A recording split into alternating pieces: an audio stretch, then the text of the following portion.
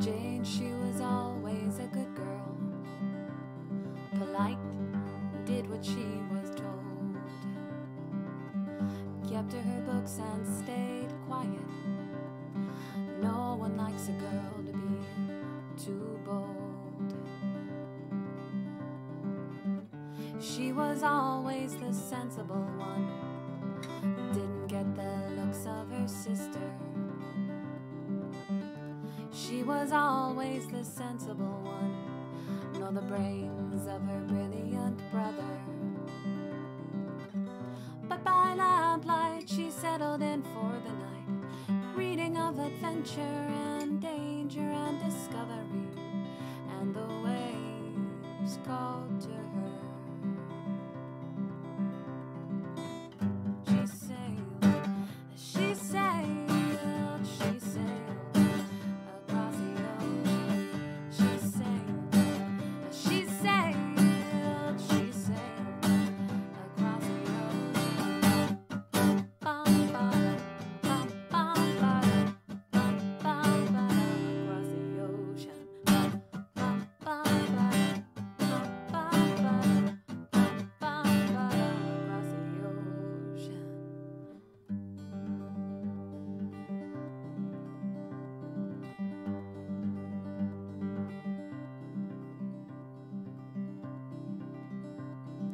When school ended, Jane was at a loss, though they said she could be anything she chose to. Thinking doctor, accountant, lawyer, or some such, but nothing thrilled her like she knew it was supposed to. She was always the sensible one, but those timid eyes concealed a fierce storm. She was always the sensible one, but this time the call was too strong. So by lamplight she worked on through the night, dreaming of adventure and danger and discovery, and the waves called to her. She sailed, she sailed, she sailed across the ocean. She sailed, she sailed, she sailed across the ocean. Bum, bum, bum, bum, bum, bum, across the ocean. Bum, bum, bum, bum, bum, across the ocean.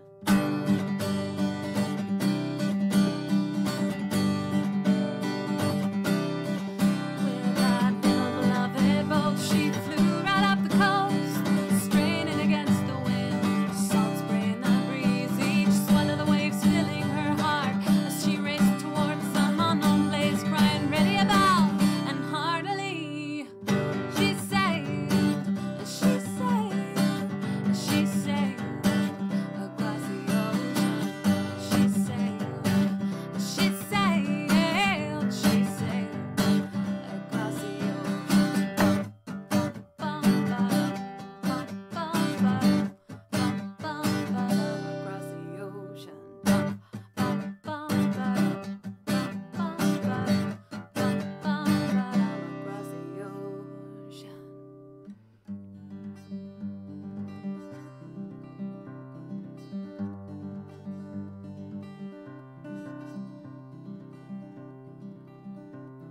The salt in Jane's hair with time changed to gray, and the sunlight fell into lines across her face, hinting at a wildness only she would really know, though her children felt it in her loving gaze.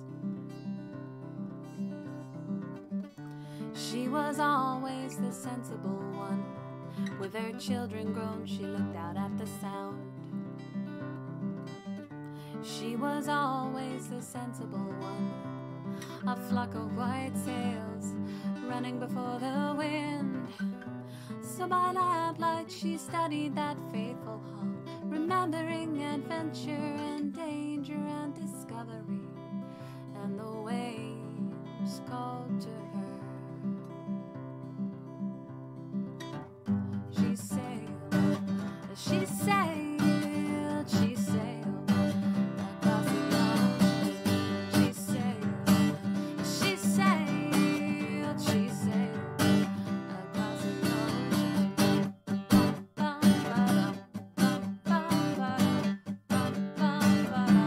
the ocean.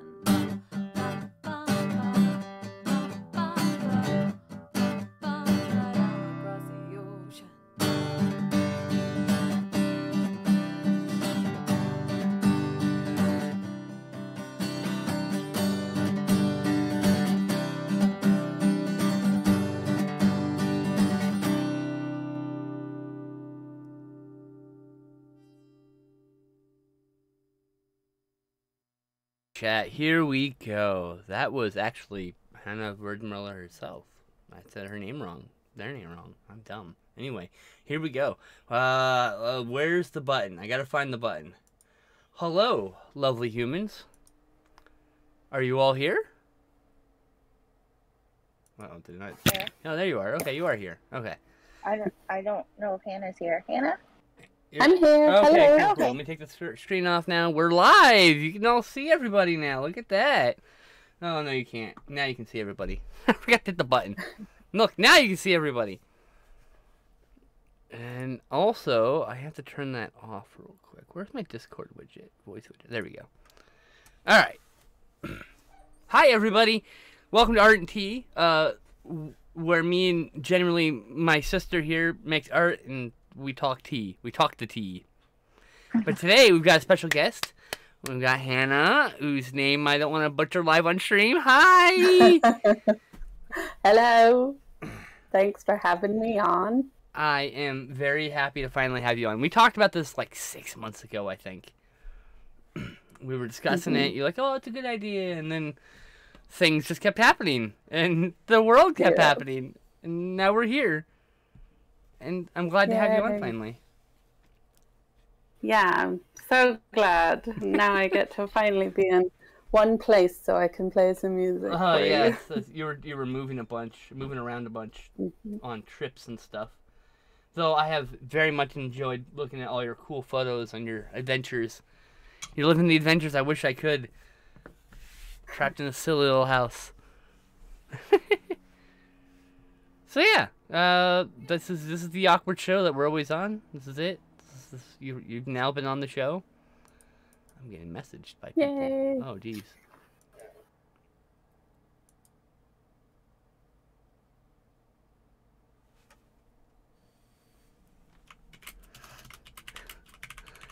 I'm only live right now. I cannot for the next few hours, but I would love that, honestly.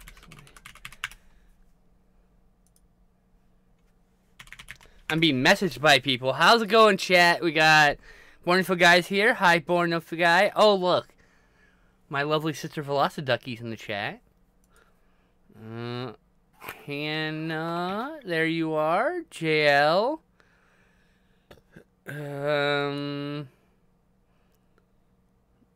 In jail, you're going to the movies next Saturday to see Thor: Love and Thunder. Well, that's cool. I have to wait till it hits streaming because reasons. And thanks for stopping by, jail. I hope you have a nice walk and whatnot. I hope you have a good time. We'll probably be here when you get back. So yeah, whenever you want to start, Hannah, you can just whenever you feel comfortable, you can just chill out until you're ready. You know, no pressure. I mean, I'm ready whenever. No, well, I mean, you know, go for it. Like, my sister's over Should I here go coloring. for it? Yeah. What am I supposed to say? Am I missing something? What did I mess up? All right, well. Oh no! It's all right, everyone. Don't worry. Ukulele overboard. We've got a ukulele overboard. We've got the piper It's down. fine. It didn't have far to fall, thankfully. All right. Well, I guess I'll start off with a song that I wrote called An Excellent Grow Bag. Oh, I love Which this is song. about- This is actually one of my favorite songs of yours. It's about the process of death and decomposition. So emo, I love it. Well, it's come to my attention, and I feel that I must mention, though in life I've been a useless hoe, I'm not needing one iota of the potential I oughta, but I'd make a pretty excellent road bag. So put me in the ground, let me show what I got. Plant pansies in my panties and forget me not. That cold amber is calling me to make a really shitting big horse chestnut tree. So please put me in the ground. Well, I've got big ambitions for the competition, and I'd get such satisfaction from some capillary action. Boy, a girl's got meat, so please tend to my weeds. And if my belly could blossom more, now that would be awesome. So put me in the ground, let me show you what I got. Plant pansies in my panties and forget me not. That golden bird is calling me to make a really shitty big horse chestnut tree. So please put me in the ground. Well, imagine the bugs in my ugly mouth. If I had Rosa rugosa in my mucosa, I'm all doom and gloom with that damn good legume. I want feet in my feet, food in my boots, seeds in my sleeves and leaves in my knees, but vein in my brain, vein in my veins, and the best evergreen there's ever been. Oh, put me in the, 'cause nothing fertilizes like a plantar fasciitis. Know that damn bird is calling me to make a really shitting big horse chestnut tree. So please put me in the ground, and just remember that one might require indirect sunlight. And please,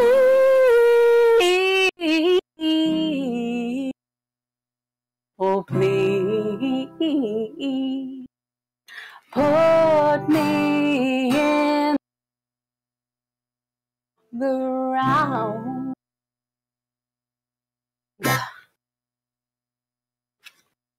Are you on PC? I'm on Mac. Okay, I mean you're on a computer though. Okay, so Yeah. in the bottom left corner of your Discord, there in the voice chat window, there should be like a little wave symbol logo.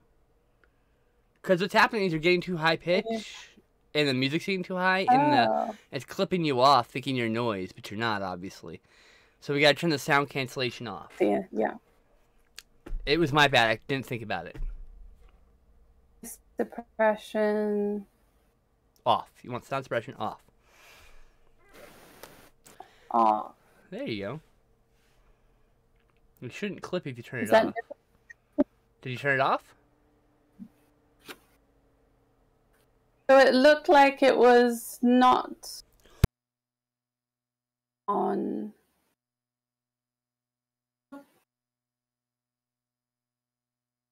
It had a line through it, and if I turn it the other way, then it is on. Yeah, you want the line through it, right? Is that right? So Yeah, you want the line through it. yeah, Had to double that's check how there. it was. Okay. For some reason, when you got loud, it was clipping you off. Discord was. Huh. I don't know. Maybe it's that my mic output is too high. Is that possible? I La la la. don't know. I just know that you were playing the song, and every now and then it'd clip off when you got like loud. So. When I got loud. Okay. Yeah, I don't know. Should we do a little sound check? If you want, I probably should have done that before we went live because I didn't think about it. Ba ba ba ba ba ba ba ba ba. Any better? I'm great now. You're good. Okay, I think it was just too loud. I apologize. That was a lovely song. It's like literally my favorite. Good. I've heard that song of yours probably 20 or 30 times in like the last week alone. Because I was excited about doing this. I don't know, me and Hannah are really good friends. We hang out like every Friday and watch movies and like, I don't know. Just friends. Pretty neat. Yeah. And yeah, so I'm really excited to have you on here. So yeah. Yay, thank you. Yeah, that song, that was my mother's favorite as well. And she liked it so much that she made me promise that I would sing it at her memorial, which I did. But also when she had a double lung transplant, and after the surgery, as she was recovering in this apartment next to the hospital, she'd been walking with some difficulty, but it was really quite hard. And so I was at this apartment with her and started playing it, and she just like got out of her seat and started dancing. She had a groovy dance. That's awesome. That's really great. It was very, very wonderful. That's actually really sweet too. You just made her dance with your amazing music. Like, that's so cool. Music has power, y'all. It really does. Yeah. So yeah, we're just chatting about random shit at this point. So it's like, how's it going over there, Tess? Good. Okay. So which one's... I like your hug. Oh, thank you. What's your favorite song of the songs you've written? Ooh.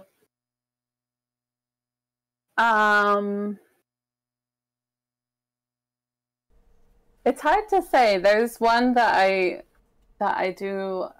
I enjoy playing it just because of the reaction that it gets. It's a murder ballad. Ooh. And one time I was playing it for a group of middle school students who were studying poetry at my mother's school, and so they had me come in and play some songs for them. And afterwards, one of them came up to me and said, "Did you really kill someone?" I love it. That's great. So I like that this is the song that I think that makes people think that I might be capable of that. That's great. You want to hear it? Absolutely. I want to hear all your songs. Yeah. Absolutely. Okay. It's called Candyman.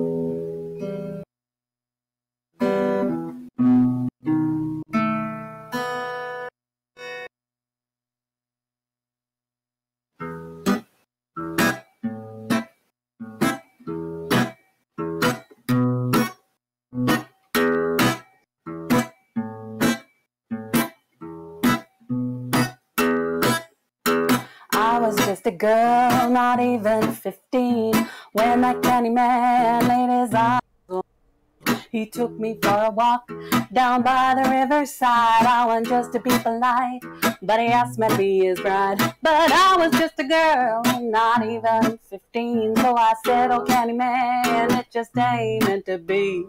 Oh, that candy man, he took me by the hand, put his hands around my neck and pushed me to the ground. At first there was a fight, then we struggled no more, and I ran and left that man bleeding on the floor.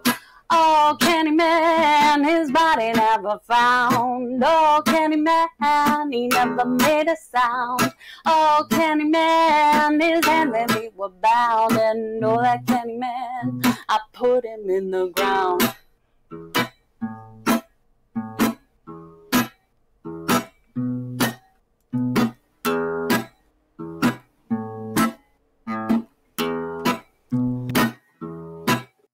When I was 17, I dared to fall in love with a boy from New Orleans, seemed sent from up above. Oh, that candy man asked my mama for my hand. We set up shack in a steel side truck on Highway 99. But the man, he got to drinking when I got one in the oven.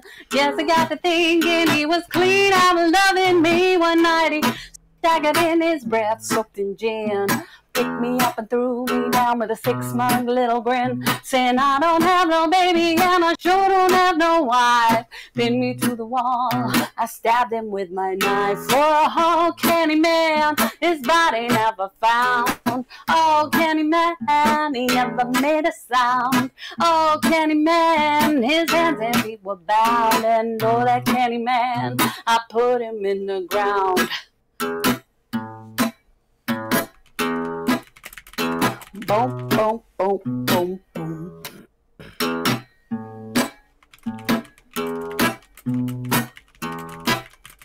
I packed a bag and ran, left my trouble past behind, to find a fresh new start, if not peace of mind. 3 years passed, maybe more, it was quite unexpected when a man knocked at my door. Pardon me, ma'am, I'm a detective. I wish I killed him too. That day they took my baby girl away and dragged me into town and locked me up.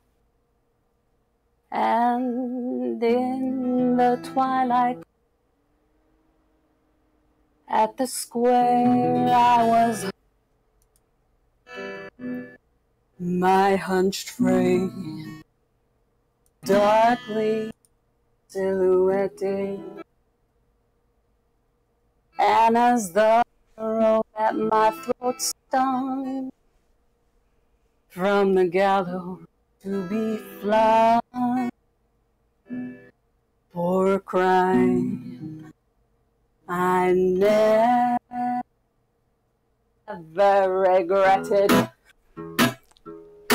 I sang, oh, candy man, his body never found. Oh, candy man, he never made a sound. Oh, candy man, his hands and feet were bound. And oh, that candy man, I put him in the ground.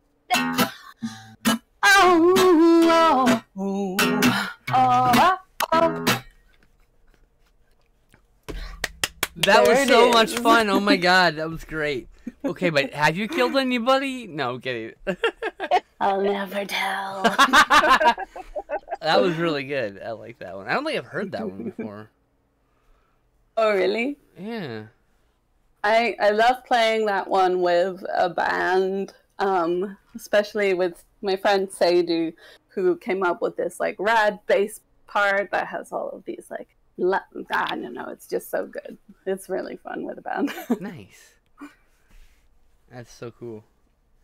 That was, I don't know where I was expecting it to go, but it didn't go anywhere I wanted it to go, and I applaud. That was good. It was very good, and I like the ending too. I did not regret that. Like, I was like, oh, that was good. I don't know. I don't know what I expected, but that was good shit. Yay. How's the hug going? You just finished it. I did. Ooh. Hooray! It looks good. Thank you. Now I Beautiful. just wish I could hug you, sister. Oh, well, that's why I made it so that you can send people hugs. Aw, Aw. that's cute. That's such a rules. What are we on next? I was gonna do, like, I don't After know. you rest, obviously. You gotta I rest. know, rest. You gotta rest your wrist. She hurt her wrist, I okay? was, And she was out of commission for like 5 weeks, 6 weeks. Oh no. A little bit longer maybe, Yeah. and so, you know, she has to rest her hand, otherwise they're gonna hurt it again. And so it's like, I was Gotta take a break. hoping that I was gonna, like, I'm hoping that you'll sing a song and I'll go, oh, I want to draw that. So that's my goal for Ooh. today. no, Yeah. be inspired by the music. I love that. But I did want to finish up that hug first. Of course, yeah, we started that last week. So you started it last week. I had nothing to do with it. I started it 2 weeks ago. I had last nothing to do with weekend. its creation except I talked to you. That was it. Actually, I think I started it because JL was having a really bad day. Oh, that's so sweet. Oh my gosh. You hear that, JL? He's listening. He's on his walk, but he's listening. Yeah. Well, I'll That's have to really show it to sweet. you when you get back. Yeah. For those who may be watching this on YouTube, no context, JL is one of our longtime viewers. So, yeah. So, what's up? What now?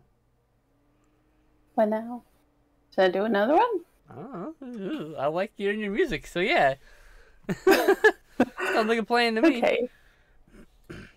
Well, I do remember that you have a very good drawing of a tortoise that I like, and I love that haven't one done too. a song about a tortoise.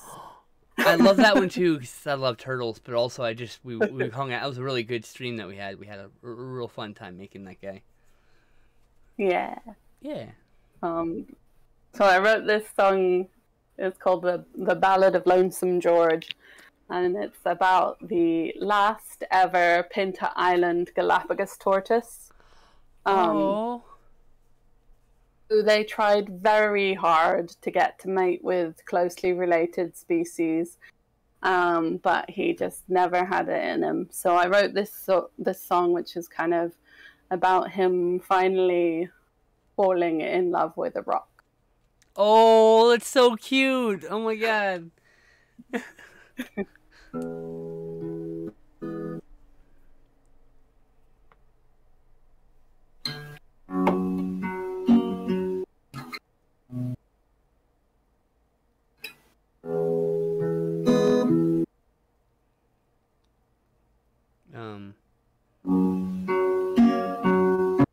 I think we're getting clipping on this one a lot. Oh, you know what? I know what's wrong. You have a fan on right now, don't you? No, it's just an open window. Oh, I don't Is know that why. doing it? I don't know. It might be. I feel like there's Oh, like. weird. Huh. That's all right. Well, anyway, that was just you're having a lot of clipping on that song there, so. Oh. I can try and close that window. I mean, if it's not too much trouble, otherwise you can just keep playing. It's okay. Just work around it. I'll just do it quickly. Okay, dokie. Hopefully it'll make a difference. One moment. Let's just make Tessa's art windows big, just in case.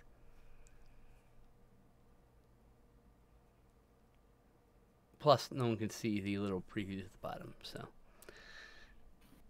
So yeah.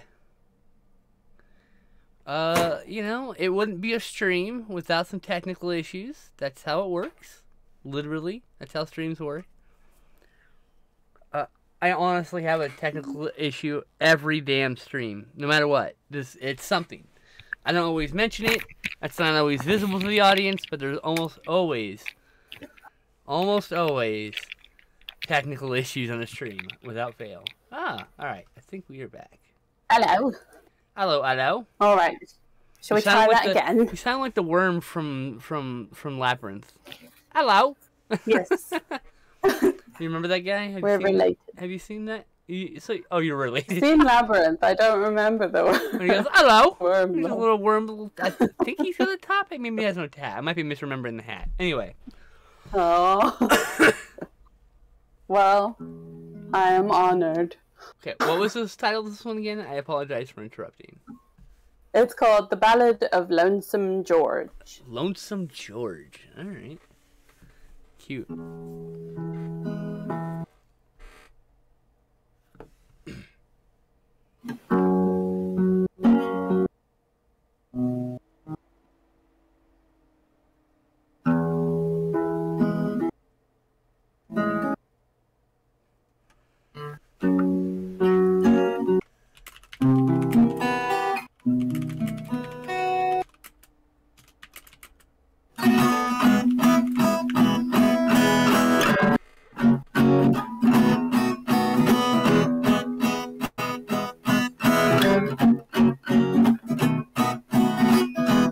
When I was just a young tortoise, I was blind to the pleasures that brought us.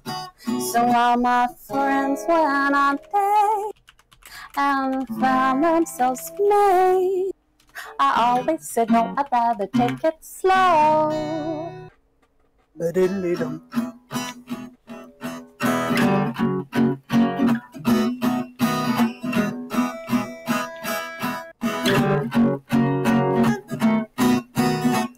Days went on by.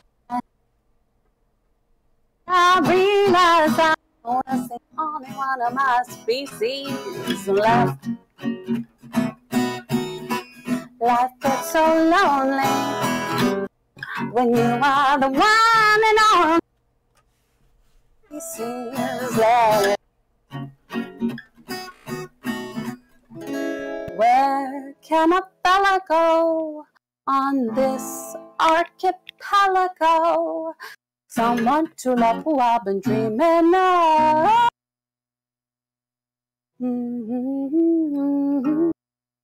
I've been waiting so long to find someone like you. I've been lost so long, a century or two. Oh, oh, oh, oh, oh, oh, oh.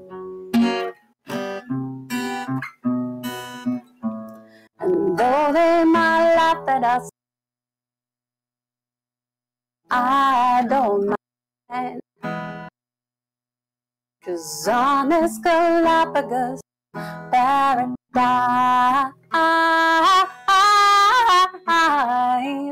your oh, oh, oh, my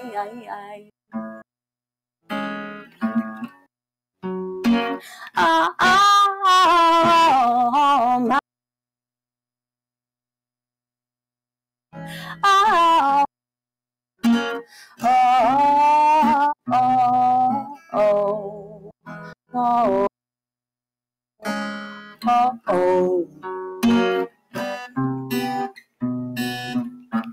And though they might laugh at us,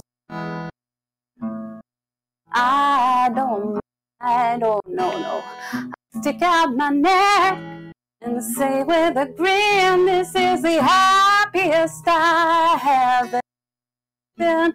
Oh, oh, oh, oh, oh, oh, oh, oh, oh, oh, oh.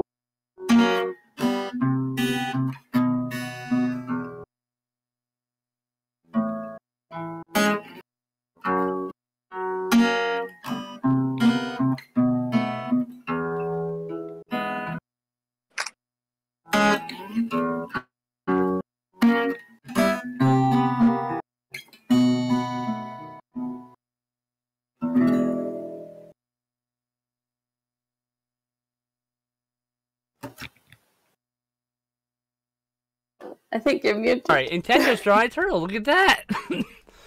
Yay! One last. Yay! So I have some good news if you want to hear it about poor Lonesome George. They thought his species was extinct, but conservationists in Ecuador have discovered a young female tortoise that is partially related to him. Whoa. Yay! Damn. Yeah. So I have, if you It's so wonderful. want, I can post the link in the chat. Go ahead. Yeah. Yeah. So There you Hannah, go.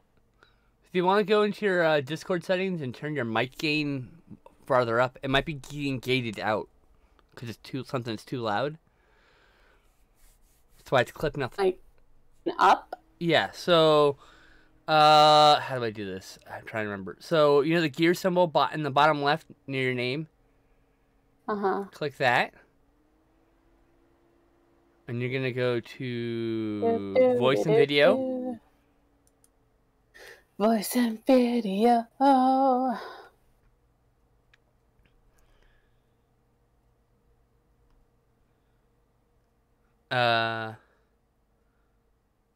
input sensitivity. There's also an automatic gain control at the very bottom. I'm gonna turn that off. That's probably what's killing it. Very bottom.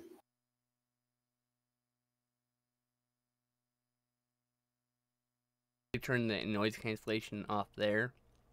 Also, if it's on. At the very bottom, I believe. And then, yeah, your input volume, I believe. Your input sensitivity, I think, needs to go down. No, it's your input volume needs to go up, I think. Combining those two should solve most of our issues. Doop doop doo. Did Am I really loud now? do anything? Hello? Am I really loud? You're the same to me. Oh, good. Excellent. We're good. Am I? Is this good? Get really loud. Go, oh! You're singing. Do it like a... La! I think we found the answer. Okay. Okay. Good news. Okay. Great.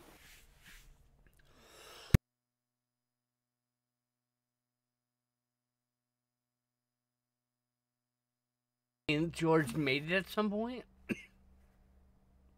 Like the child of a sibling. That's such good Child news. of sibling. Oh, interesting. Uncle George. Uncle Georgie. That's cute. Aw.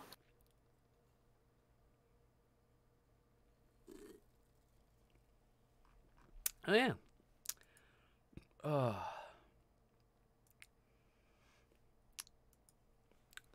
So, yeah. Little Ballad of Lonesome George, is that what you called that? That is indeed. That's what that one's called. Yeah, I played it at my cousin's wedding. That's awesome. That's really cool. I don't think I'm gonna do the wedding thing again, but like some sort of cute little like commitment ceremony or hand fasting ceremony, maybe. Something small and intimate with my friends only, you know? That kind of thing. But I don't know. You never say never, because you never know. Too true. Ooh! God bless you. That was a big one.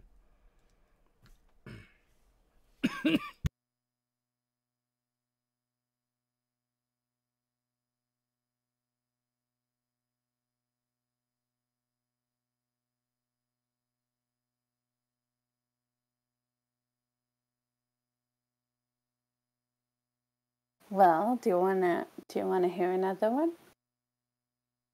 I hear more all day. Oh, wonderful. Yes, I would like to see if we fix this sound clipping too. So, Yeah, absolutely. right. So what's this next one?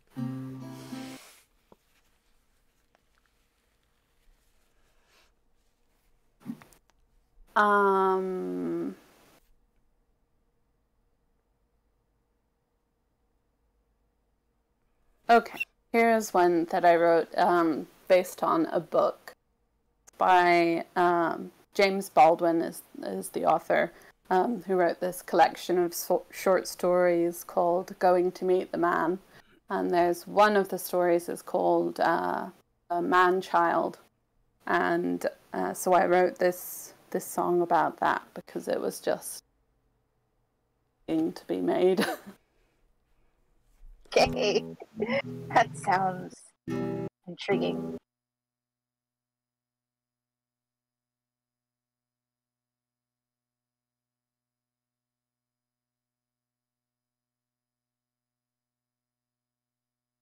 Did we somehow break the sound? Was there no sound? I'm sorry.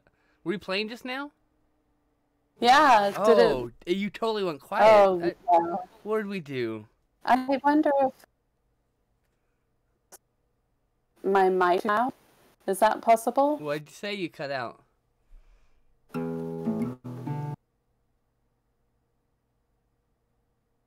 I'm wondering if my mic is just too loud and it's causing it to clip.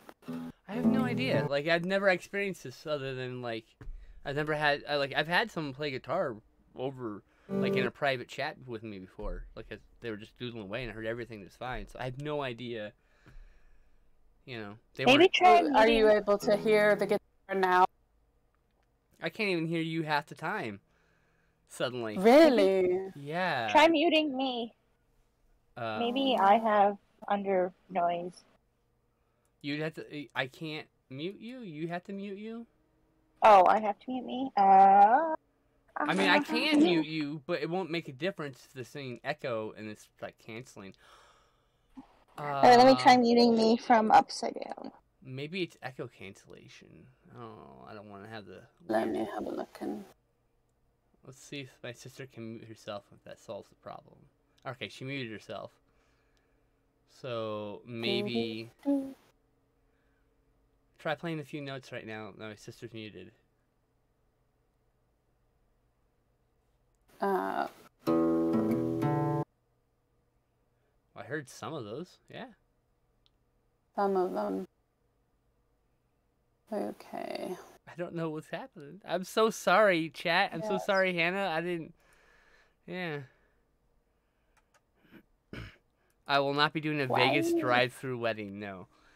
At the not drive-through. If I'm going to do a Vegas wedding, it would have been the Elvis wedding before they can't do the Elvis wedding anymore because I guess the estate got mad.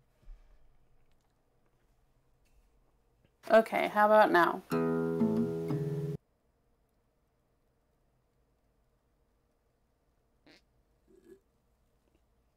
Are you still playing? Because it played a few notes and then went quiet. No, yeah. Oh man.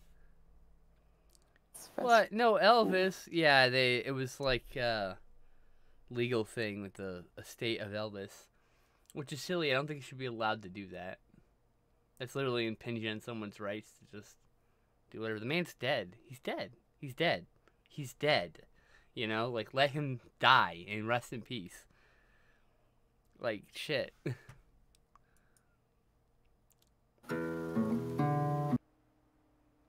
Why is it playing a few notes and then turning out off? It's so weird.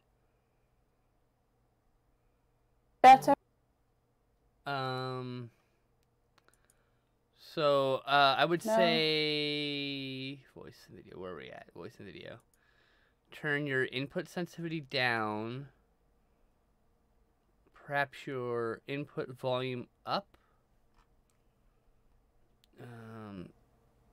And you have noise reduction and automatic gain turned off, right? Maybe the automatic gain isn't the problem. I don't know. Ah! Ah!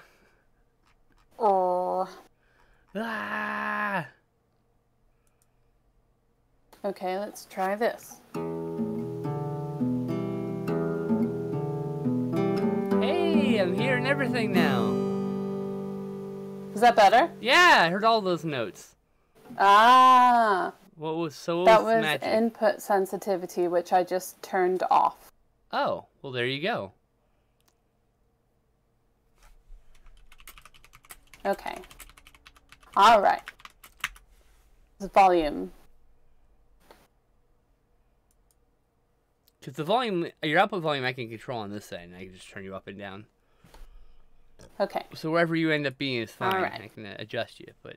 Alright, I think we solved the issue, perhaps, fingers crossed. Yay. Knock on wood. I hope so. Pray to the pixie sprites. Okay. Yes. Alright. All right. Here it is. This is called Only Son.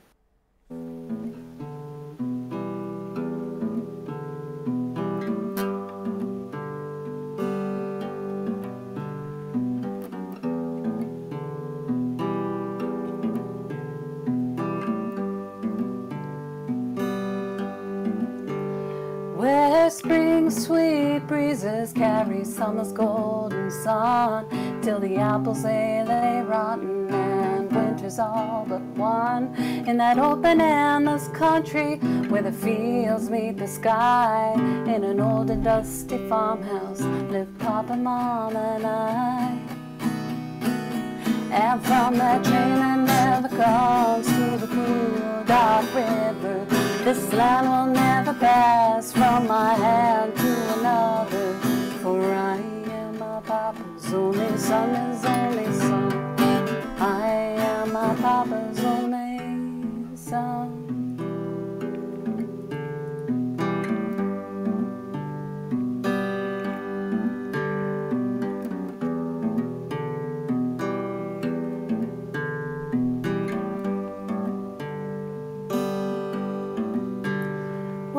Papa came of age with Jamie at his side, who followed him to hell and back with a shore every stride. In that unforgiving sun they toiled together every day, on a farm that once was Jamie's, till Papa took it all away. And from that train that never comes to the cool dark river, this land will never pass from my hand to another. For I am my papa's only son, his only son. I am my papa's only son.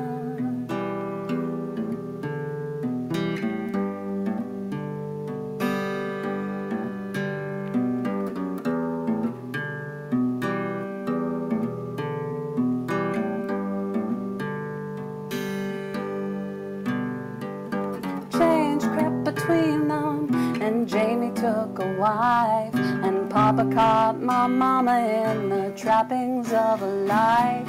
Mama knew her place and bore him an heir, and the church bells bring to memory my sister buried there. And from the train that never comes to the cool dark river, this land will never pass from my hand to another. For I am my papa's only son, his only son. I am my papa's only son. Ooh, ooh, ooh, ooh.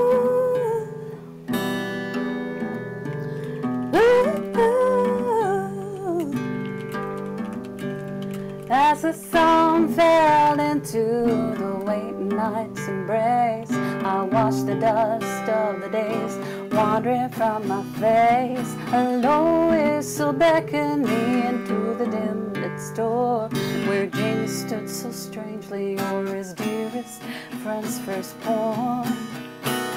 And as I looked into his eyes, I finally understood. I begged him for forgiveness and promised all I could. This land belongs to no one. He spoke as if a spell, and all of my tomorrows laid to rest around where I fell. From the train that never comes to the cool dark river, this land will never pass from my hand to another. For I am my papa's only son, his only son. I am my papa's only son, his only son. From the train that never comes to the cool dark like river. This land will never pass from my hand to another. For I am my papa's only son, his only son. I am my papa's only son, his only son. I am my papa's only son, his only son. I am my papa's only son.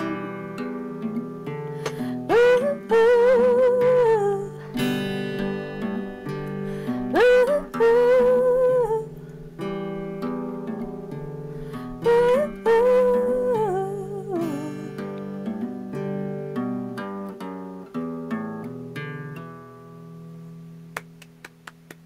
I love the riff on that. That's so good. That's gonna be in my head for a long time. I'm gonna be humming that like later when doing dishes. Like, what the hell? Yes. That's such a good. That's such a good riff. Tess, why don't we That's the try ultimate unmuting you? 'Cause I don't goal. think you were the problem, Tess. If you want to maybe so you can maybe chat again without typing. Yay. Hold on, where's the? Oh, I love how that tortoise is coming Yeah, on. I know the tortoise is great. Oh, thank you. Doing a good job. It's Lonesome George. It is Lonesome George. Oh, he's got a Uncle ballad Georgie. and a portrait. He's happy though. See how happy he is? Yeah, he is. He's gonna blush too, 'cause I know Yay. He is. you. all her drawings blush because they're getting their portrait taken. That's why she does it. It's pretty cute. That's cute. It is. So yeah, that was really great. And yeah, we seem to completely fix the audio issue. Oh, I good. heard every damn note of that, and that was so good. I love your voice, by the Yay. way. Thank Good, you. good voice. Yes, input sensitivity. Now I have learned that that is something to just forget about. Turn it all up. Like, turn it off. You have to turn it off, huh? Yeah. I wonder what happens when I turn it off. Everyone's gonna complain about all the noises I make. So you just turned it all the way to the left? I just turned it off with the on-off switch. I didn't even bother. I don't have that option. I have a Don't slider. have. Yeah, I have a slider. Whoa, not above the slider? Nope. I just have a slider. And above that, it's got voice activity and push to Wow. talk. That's it. Isn't that Huh. wild? That's wild. I don't know why I don't have those options, but there we go. That is very strange. It's alright. Maybe it's a Mac thing. So, And probably a Mac thing. Fancy ass that could be. Macs, whatever. Extra switches. Extra switches. Hey, Pam! Hi! And actually, that is Lonesome George. He is a tortoise. The last of his kind, potentially. Well, I guess he has a niece also. She's semi-related to him. Well, you said it's probably from a brother. So it's probably like a cousin, Yeah. niece, cousin? Yeah. Cousin twice removed? How's that work? Anyway. Probably Yeah.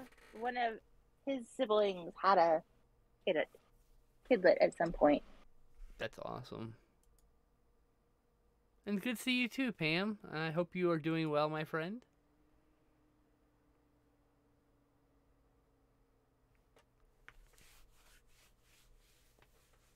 What have you been listening to lately? Me? Yeah. A lot of Lucero. And a lot of Blood Cauldron was the other band I was listening to a lot lately. Mm-hmm. I don't know, there's something about this band. Something about the way Ben Nichols makes music in Lucero that just tickles my happy one. I can listen to any Lucero song from beginning to end. I love all of them. There's not a bad song in my brain. For whatever reason, there's something in his voice that just triggers my happy vibes. So, yeah, it's just been a lot of Lucero. Uh-oh. Oh, I'll I think have to Hannah listen froze. to them. Hannah froze. Oh no. Oh. Oh, oh no, you've become a robot, Hannah. No, why are you doing this, Discord? I can't even understand Hannah. It's just they're just like I get syllables from Hannah. That's all I get. A PlayStation or a Windows computer.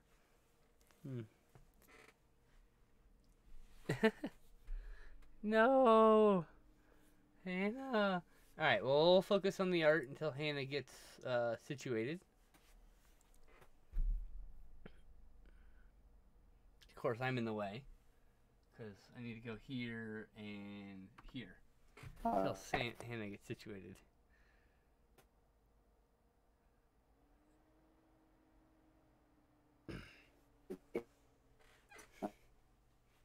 Does this go over the other overlay? No, it goes under the this overlay. Got it. Oh no, it does actually go over it. Okay.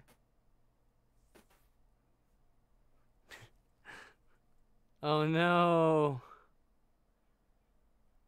You should get a Windows PC then, Pam. Are you back? Not yet. The video's back. Am I back? I can kind of hear you.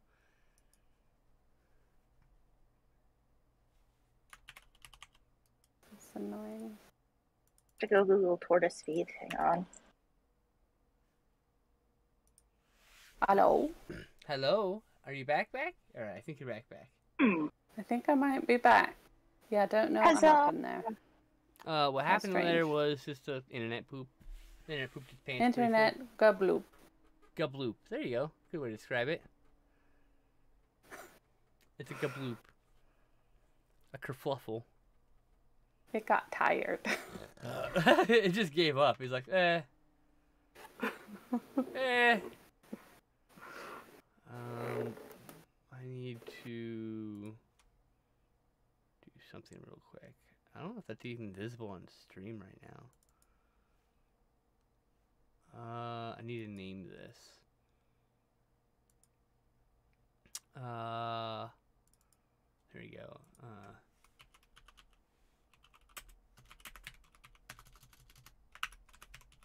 Sorry, I gotta name this command or I'm gonna forget that it exists. Okay. Anyway, back to the show. Sorry about that delay. Okay.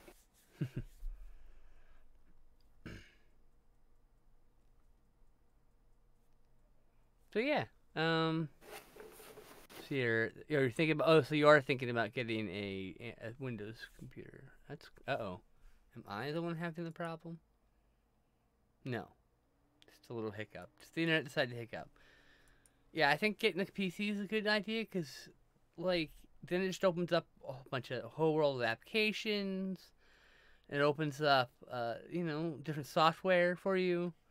Other games, of course. And a lot of cheaper games than the PlayStation will afford you.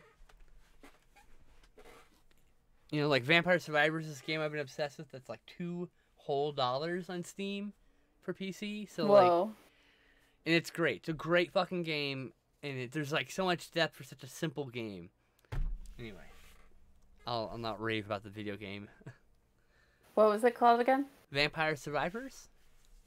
Vampire. I don't know if it works for Mac or not. I mean, it should be simple enough. I know that by the end of the year they plan to switch game engines entirely to something that can be ported to other systems, because it's the perfect game for like the Switch, as an example. I wish I had a copy of my Switch.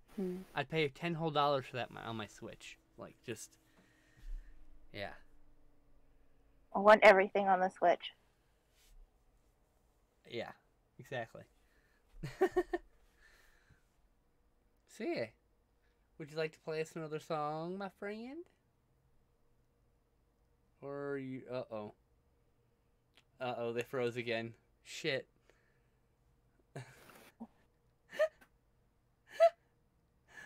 I thought they were waiting for me to shut up.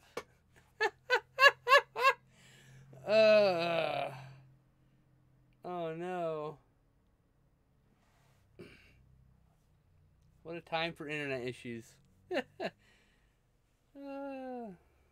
Where are they coming in from? Are they coming in from the U.S. or the U.K.? East Coast.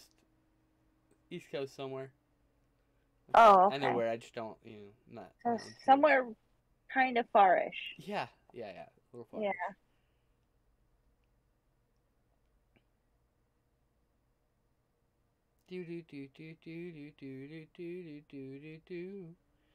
I need a technical difficulty thing to pop up. Oh, I think you're back again. Look at hand. Am I back? Back again. Look at I hand. hope I'm Back back. again. Look Oh at my hand. goodness. Back again. Do. Sorry, I'm just being silly and musical. Silly is allowed. Silly is part of the fun. That is true. That is very true. Do. I'm in a weird mood. I'm sorry. I'll shut up. No.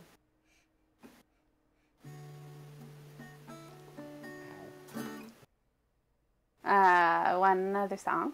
Yay! Okay. Well, since we were kind of humming it earlier, I'm gonna do a pre-apocalyptic love song. Oh, okay. The title track from my one and only album. I literally held that up to the screen a few minutes ago while you were playing. Yes, the other song. this album I Right here, recorded chat. it when I was. This album right here. There it is. Yep. I recorded it when I was still living in Scotland, and Oh wow. I just did it all with like this little handheld recorder in my bedroom, or one of them's on a beach. That's so cool. But just to get them out there, Do you have a link on where so we this can get one's them? I need to called Pre-Apocalyptic Love. I need to get a thing. I need to open up the Bandcamp. Hold on. Oh no, I'm freezing I again. got it. Oh no, you're freezing again.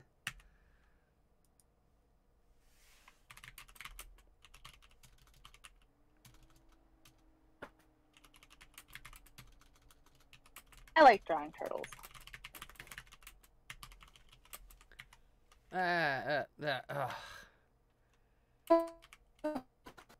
Copy. There we go. Be-do-do-do-do-do-do-do-do-do.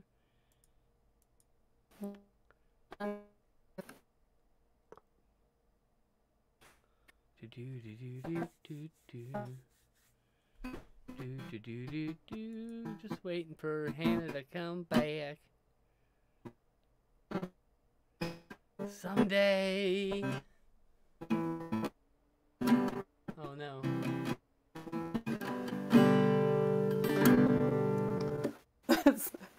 I'm breaking up, aren't I? Yeah, you're choppy. You're so choppy. I'm all over the place. Oh no, Oh, what happened to man. the internet?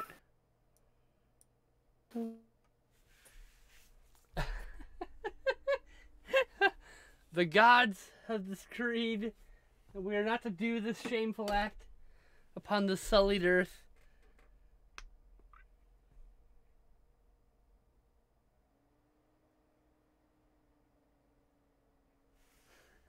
But he got quiet. Yeah, Hannah disconnected or got chopped up again. Hannah is having internet issues, apparently. I feel for you, Hannah, because I often have internet issues. It's true. Is this any better? Welcome Is this back. any I can hear you better? finally. I tried connecting to a different hotspot, so we'll see if that is any better. Okie dokie. Okay. Alright. Fingers crossed. Sorry for all the technical issues. Like, man, alive.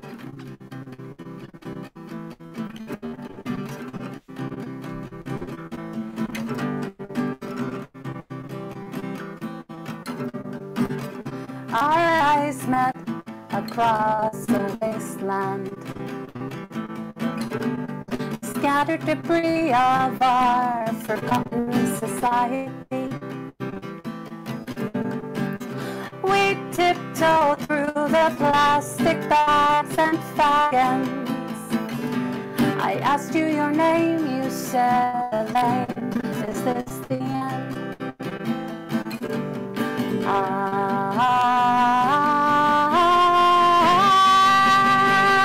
No, it's okay, it's just a Saturday. Everyone's in bed. Oh no, they're not dead. Oh no, it's okay, it's just a Saturday. Everyone's in bed. Oh no, they're not dead.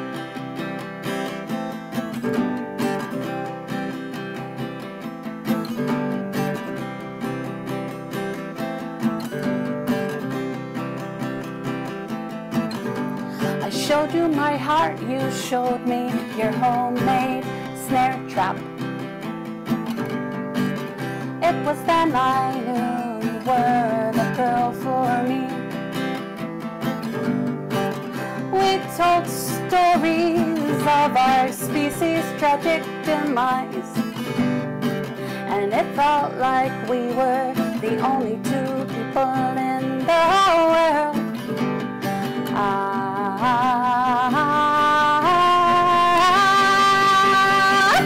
No, it's okay, it's just a Saturday.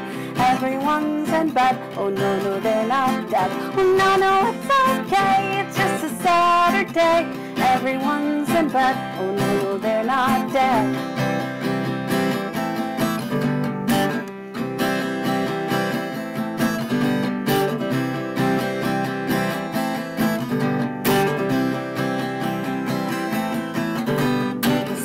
Woke up and people shuffled onto the streets. We said goodbye and hoped we'd one day meet. I've dreamed of undead armies and alien invasions ever since, and just the word retrovirus makes my heart flip.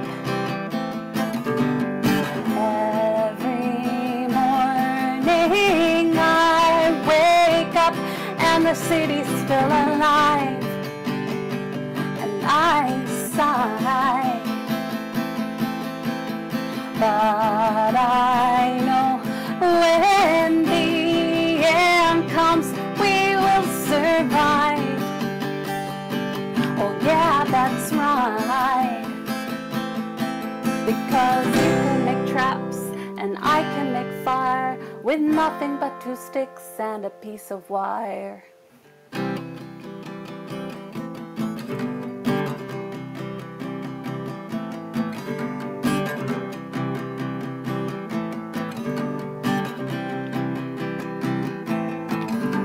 A few weeks passed when going to my office that I hate. I noticed Greg's was closed and thought, wait. I looked around and all the streets were empty, but there you were at the end.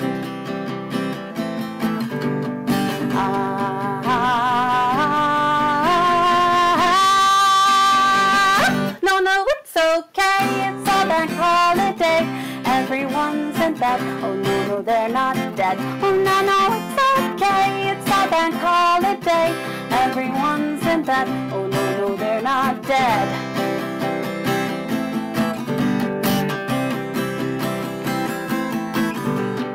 When the end comes, we will survive. The end comes, we will survive. The end comes, we will survive. And I can make fire. All we need are 2 sticks and a piece of wire.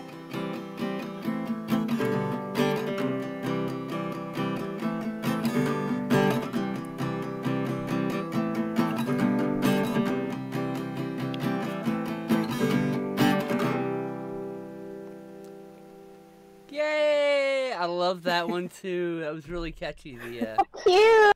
That was really catchy. Yay. I like it. Oh shit! I hit the wrong button. Fuck. I don't want to monitor.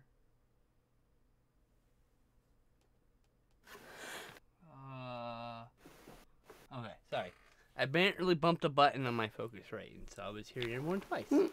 Like, no, I don't want to monitor my sound. I'm good. Yeah, that was really great. I love that one.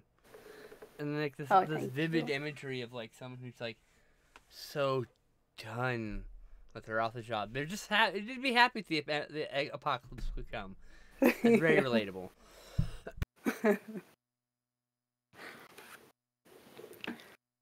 Yeah, there's a reference in that one to basically the protagonist of the song recognizes that the apocalypse has really come because Greg's, which is this chain of bakeries in northern England and Scotland, and it's always open. It's just always open. So if you see Greg's is closed, it must mean that it's the apocalypse. It might even be open during the apocalypse, though. So you never know. Yeah, it might be. That was that's great. Greg's, it's called. Is it just DRGG? Greg's. Or is it Greg's DRG? the baker. Gregg. Okay, it's like 2 G's, 1 G. There's 2 ways you can go about this, I think.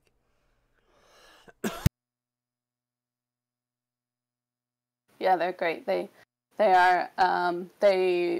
market themselves as the nation's favorite sausage roll. Oh, okay, that's cute too. It's like what 7-Eleven here, right? It's open. Yeah, always. something like that. Like always open.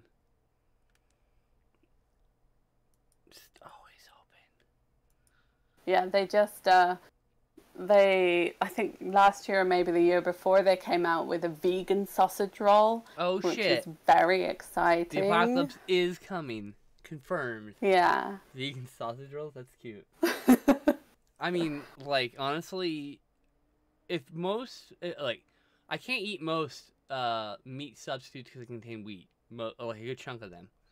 But they all taste really good. Like, as someone who, I dated vegan, so, like, you try things, you're like, okay, I can get with this, I can get with that, I can't get with this. Some things you just can't do. I like tofu, you know? Yeah. Like, I don't like a lot of other random like things like that with that kind of texture. So it's interesting that I like it. Probably because I like the flavor so much. So yeah. Have you tried tempeh? Tempeh, yep. How'd you? Yeah, it's alright. Yeah. It ain't no meat replacement for me. Oh no, yeah. But like I've right. been vegetarian for how long? 27 years now. And I forget at what point I stopped really trying to make, like, I stopped wanting things to be like meat. They would stopped being meat replacements, and they just kind of started being foods in their own right. For me, it's like I've never liked anything that was vegan that tastes better than bacon. Oh gosh, like no. I can't. I don't know. Like pig is very intelligent, a very empathetic animal. Yada yada yada. The whole discussion, but also it tastes really fucking good, and it can't defend itself. So I think I mean, who am I to say? But I get why people are vegan, and I have no shade. Because, like, you know, nothing but respect. That I get it. Some people do it for dietary reasons. Some do it for ethical reasons. Some do it for political reasons. Whatever. I get it. It's all good. Yeah. I mean, I like, yeah, like I said, I like some things and not others. I'm not big on soybean, like, it's weird. I like edamame, which is, like, similar, you know, and then, like, I like tofu, but you put a soybean in front of me and it just, no thanks. It's just like, no thanks. I don't even like I'm cool with like plain tofu taste, but I like the fact that tofu tastes like whatever the fuck you marinated in. So I like, if you marinate extra firm tofu that you have sapped all the water out of, like literally you're gonna put a heavy book on top, you're gonna put 4 paper towels, your brick of extra firm tofu, 4 paper towels, and a book that's not going to completely squish it, but push pressure. And in like a few hours, you can peel that off. You put that brick in a bag, and you put whatever sauce you want into a bag, and it will taste like exactly like whatever sauce you put in there. You put it in there for a few hours. Yeah, I love tofu. Maybe overnight, depends. And yeah, and you just cook it up like it's good. God damn it, buffalo tofu tastes great. Yeah, totally. Actually, sort of vegetarian bacon is what got me off the cravings for bacon, because it is so disgusting, but also significantly it has that kind of bacon flavor about it, but there's something that's so bad about it that it completely turned me off bacon. Yeah, so I agree. I'm passing on the vegetarian bacon replacement. Like, if I want bacon, I'm just gonna have fucking bacon, alright? Like, I can't, like, I told my ex when we were dating, like, look, you be vegan, I'll eat whatever food you put in front of me, but every once in a while, I gotta make myself a steak or some bacon, or I'm gonna go insane, you know? Just for me. Yeah. My own. I do off of the store on my little burner and everything, you know, like, but sometimes I gotta have that bacon. Whatever or every time we go out, I'd eat meat all the time anyway. If I had to be vegan at home, so I actually don't care if I end up being a person who's like, oh, I don't really want meat in my house. I'm like, okay, then we're gonna eat out enough that I can get a steak, you know, every now and then, and get hamburgers and things from outside the house. That's fine. Let's be the compromise.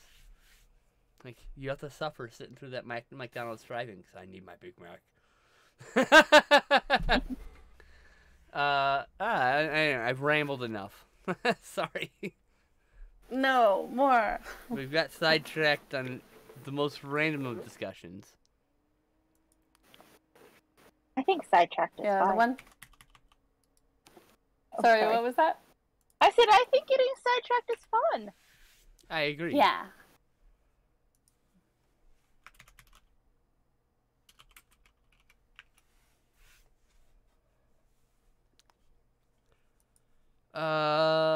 Making you hungry now? I'm making me hungry, dude. Are you kidding me? And I ate before this.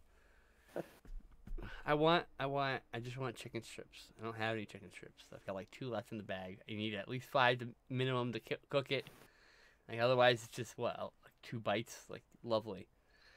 But I don't want to throw those 2 away, because the next bag will have an odd number also. And so it's just like...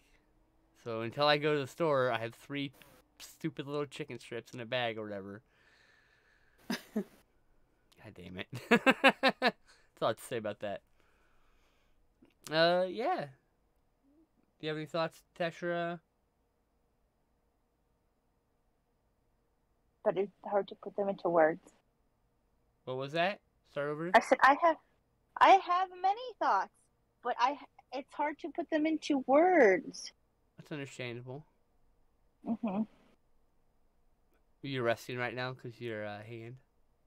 Yeah, I'm taking a wrist break. That is good. You're wristing right now? Yeah, I'm wristing right now. Well, Hannah, would you like to play us another song? Or have something Sure. you want to talk about? I mean, we can... If at that point you just want to chat, we can talk about whatever. Like, you know. That's the point of the show. I mean, we can... Well, what are your favorite go-to snacks? Oh, you mean like food snacks or junk food? Either one. What does your heart pull towards? Cheese. Chocolate chip cookies. Jeez. Chocolate chip cookies. And the gluten-free ones taste really fucking good. Good enough that if I had tasted them before, I would probably want them also from time to time. Because they taste different.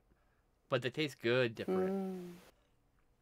I feel like I do love cookies, it must be said. Popcorn is my real go-to. It's the one cookies is the one I wish I had all the time. Popcorn is the one I do have all the time because it's low calorie. I could eat a whole bag and still be hungry in like an hour and a half. So. Like apples. Apples are good. I like apples. So yeah, I think my go-to right now is popcorn. which I fucking adore. As far as like candies, I'm like I like Starbursts and like gummy bears. I love gummy bears and gummy worms and gummy rings, especially apple and watermelon rings. Yum yum yum. If you can find apple rings, oh, you find watermelon rings more often than apple rings here. So I miss my apple rings. It's so weird because apple is so big in the Pacific Northwest. Yeah, it's just my location. I live in a food desert too, so Oh. like No food supply bueno. is not high here. Oh, that sucks. I'm sorry. I live in a very, very, very extremely rural. I try to stress to people like I live in a rural place.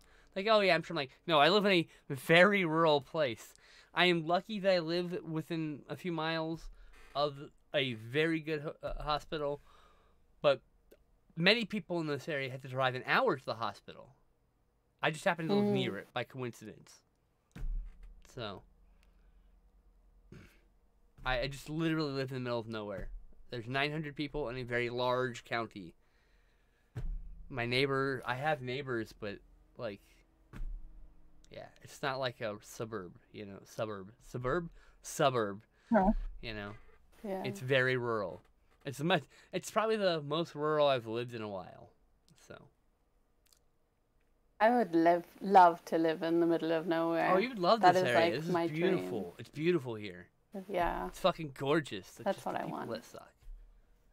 Cause we're the Yeah, I went places. to. So I'm looking at houses in this area, and so this realtor showed me around one, and she was like telling me all of the restaurants and things to do nearby, and I was like, yeah. You know, there are trees. I see the trees. That's what I'm looking for. You got buzzed by some fighter jets, like super loud. What were you saying? Oh, just that when I was looking at houses, the realtor, was giving me all of the local attractions and like cafes and restaurants and little shopping areas and stuff, and I'm just like, okay, but the trees, that's what I'm looking for. I'm looking for the trees, plenty of trees the here. ponds. I mean, like, you'd love it here. The problem with rural living is that's where the conservatives have been moving to. Yeah. That is the only reason I want to live in problem. a city is community and theater, but not community theater, just so we're clear. No, I probably do. I watch community theater too, but I love community I theater. was joking. Jesus, but no, I want to be near a bunch of LGBTQ people. I want community. Yeah. No, I get it. I want to go to board game conventions and movie theaters. And I also just want to stay in my apartment for months on end. So it's like I don't know. I can't live. I don't hate living rural. I hate it. It's just not for me. I'm a city mouse. I really am. Problem with cities is that they're getting so expensive. It seems like all of them are just absolutely out of reach at the moment for me. Anyway. The cis straight het normative folks are shoving us all out with their richness, basically, and all the queers are forced to move further and further away from the cities, basically. We're like stuck in this divide. The real gay agenda is finding somewhere affordable to live at this point. Right? Holy fuck, yeah. Like, damn.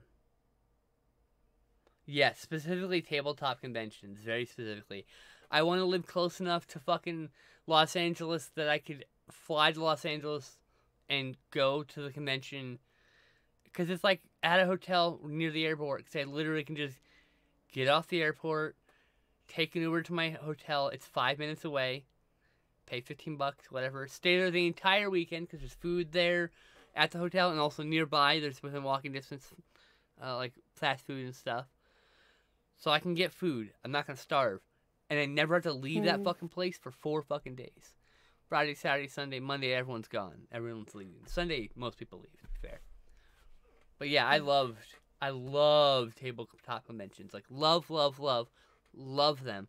The only time I'm love to be surrounded by people, I feel, especially strategically, I know most of the people who go there, so it's like family, friends, like longtime friends. Like that friend who I've played board games until 4 a.m., arguing over rules, getting drunk, and then hugging it out afterwards and being best friends afterwards. And, you know, like, that shit happens. That shit's real. And I fucking love that. And I miss that. Oops. Yeah, that sounds like so much fun. It is. Except for if you also have to get up at like 8 a.m. because you either got a booth or a volunteer. That's why you trick your friends in running the Sunday booth, so you work Saturday, and then you stay up all night Saturday partying, playing, goofing off.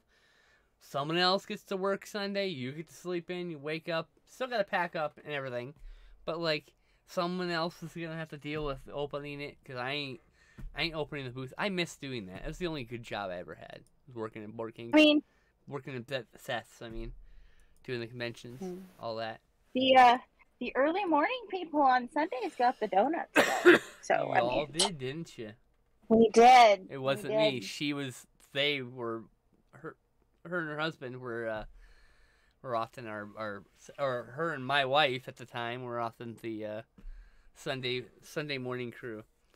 Yep. And me and my buddies are all like fucking sleeping till 11 because we can't possibly move us getting in bed at 6 a.m. Yeah, I agree. You were very integral and important to the process of working that place and working that. You know what I mean? I had a lot of fun. With you get to play. You get to play games and stuff outside of the work on Sunday and part of Saturday, right? Like. Because you gotta give us our lunch break or whatever, but... Right. Well, but, like, it was also fun meeting people and seeing the other games, and, yeah, it was so fun. I really enjoyed that. Except some of the customers. Well... There's that one guy who asks a question about every game, and then go, well, I can get it cheaper over there. And like, then go over there and leave me the fuck alone. I literally got mad at once. I was like, look... Then go over there and leave me the fuck alone. These are the prices of my games. I'm willing to haggle a little bit because I like haggling, but he's trying to cut into my profit. Like, I don't want to lose money selling you a game for what? Some goodwill that maybe you'll come back and buy more games from me. Just go over there and leave me alone. Because he'll just try and talk you down all your games. You know what? After that, he fucking full on respected us. Was very polite. Bought games from us after that. Oh, wow. I gave him that fucking verbal lashing in front of a group of people because we're at a convention in the convention hall, and he still respected me enough to come out and buy games the next day. I was like, damn, well, thank you. I shook his hand and everything that day. I was like, fuck, all right. I respect that shit. He realized he was in the wrong? Oh, yeah. Sorry, go ahead. I did get that one guy who told me that I didn't know anything about games because I was a girl, but... Well, I'm like, then don't talk to me. Yeah, I'm like, okay, then why aren't you talking to me? The only gatekeeping we do in that community is we gatekeep fuckheads like that from being able to play with people. We just we're one dude. Those are the people who walk up to your table and like, hey, you got room for another? No. He walks away and someone else walks up, you got room for another? Yeah. Because fuck that guy. I don't want to play with that guy. Yeah. He's being shitty, you know? And fucking puerile. Oh no. God forbid women like board games. Oh. I know, shocker, right? They like fun things too. Yeah, fun things. Shocker. Anyway, I have rambled for entirely too long about my stupid ass life. What are some of your favorite? Yeah. What? Huh? What? Test. What are some of your favorite tabletop board games? Arkham Horror 2nd Edition. There's a 3rd edition now, which I had not played at all, so I don't know. But 2nd Edition I have everything for. I was running Arkham Horror Dress Up Night. So at the beginning of September, everyone would pull their character. And then October, we would play as our characters. And then we all dressed up as our characters and played Arkham Horror in character. It was really fun. I have a cool photo of it. sounds If you so remind me, great. we'll send it to you off stream. Yes. Yeah. Because it's got my dead face.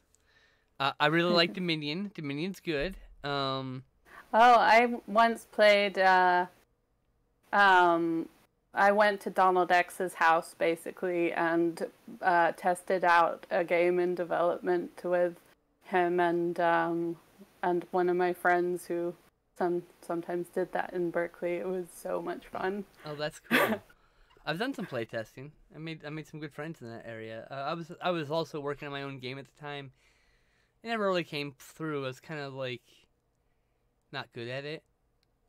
I would do a whole thing, and my friend would look at 10 minutes and like figure out how to break it and make it unplayable and unfun. And I'm like, okay, well, try back the drawing board. Like, I'm like, I didn't know that combo worked that way. Now I have to figure things out.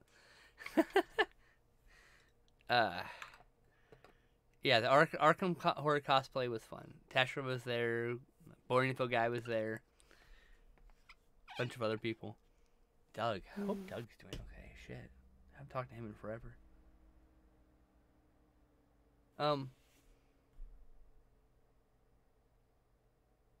Most of my top 3 games. So it'd be like Arkham Horror 2nd Edition. Sorry, I forgot what I was doing, so I like had to reboot.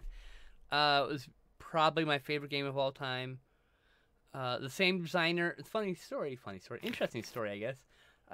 Interesting story. I actually got to play the newer game that the same designer made, Kevin Wilson. Shit. Anyway, the guy who designed Arkham Horror 2nd Edition also did a game called Android, which is like this detective noir board game where you're trying to solve clues, and you have an option to try to find the truth, or to try to pin the murder on somebody using the evidence you have. So you can be crooked or honest, and that was up to the player. That was a moral choice the player made. It's really good. I still have the game. Got to play that with him. He signed all of my rule books, my Android rule books. I had already bought the game and played it a few times. So, because I knew that he was doing a special event of playing the game with him, because he was a special guest for that convention. So I signed up for that right away.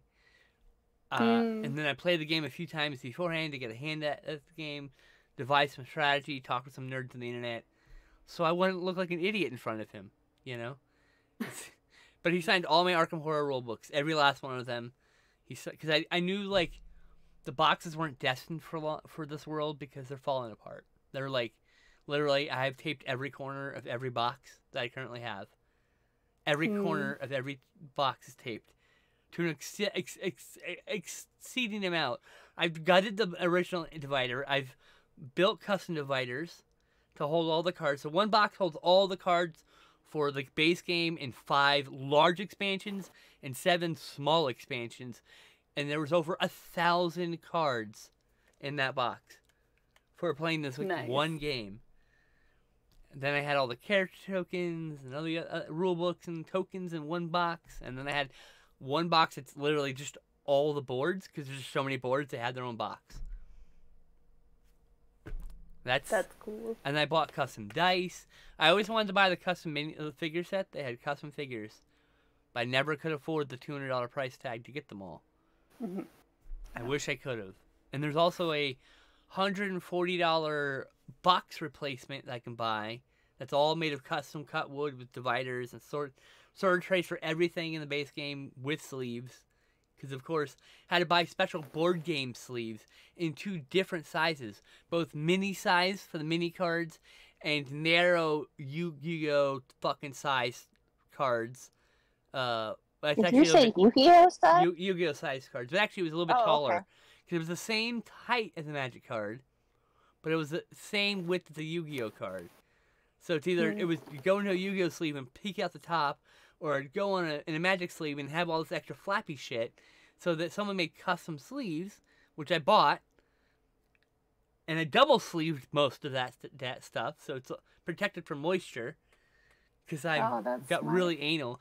Then I got super into it and went on the internet and downloaded a bunch of like custom scenarios, printed out hundreds of custom characters, and monsters and investigators and great old ones and yada yada yada, a million variants, a million ways to turn it into a different game. Like I was at one point very obsessed with this game. Another game I was similarly obsessed with is a game called Last Night on Earth, which is a zombie horror survival game, which has a bunch of expansions. It was card driven, but it was like this, like you're moving around on a grid type game, and it would just happen to be the same grid size as Mall Madness from the 80s. You remember that game with the credit cards and the shopping spree?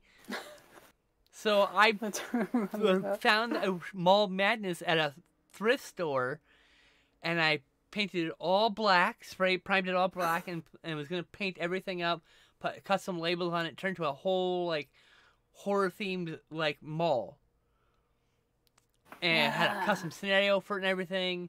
I got as far as painting it black. I never got to finish painting it and then putting labels on it and all that. But like, I'd love to get back to that someday, but it's kind of hard now. Game's kind of expensive now, very expensive, kind of out of print. Same with Arkham Horror. Like getting anything I want left for it, it's very expensive because it's all out of print now. I think the third other game I would say is my favorite is Coliseum, which is a game that Days of Wonders put out in the past. I think Z-Man Games is the current publisher. It's a game where you are just this guy who owns a performing troupe, and you're trying to and you have your little Coliseum to perform events in, and you buy from this marketplace the various assets to perform specific events that you have a recipe for, and then you roll dice to move senators and the emperor and the Pope or whatever, like all these like important figures around the board, and if they happen to land in your visiting your Coliseum when you ran a show, you get bonus points. So the whole point was to get as many of those guys into you roll 2 dice, and you could split the dice between them, or use all the 1-for-1 dice, or so you're like moving one guy here and one guy there to try to get 2 people in your 2-person stadium until you can expand your stadium, and you can actually get up to 4 people in your stadium at one point, and that's like big points. I actually lost the tournament by a meager 3 fucking points that I neglected to get in the first turn of that game. I lost the whole tournament by 3 points because I fucked up 1 turn. Oh no. But I love that game. It's a great fucking game. So good. Yeah, that sounds so fun. much fun.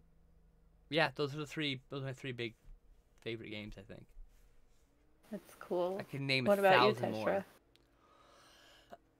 Tess, what about you?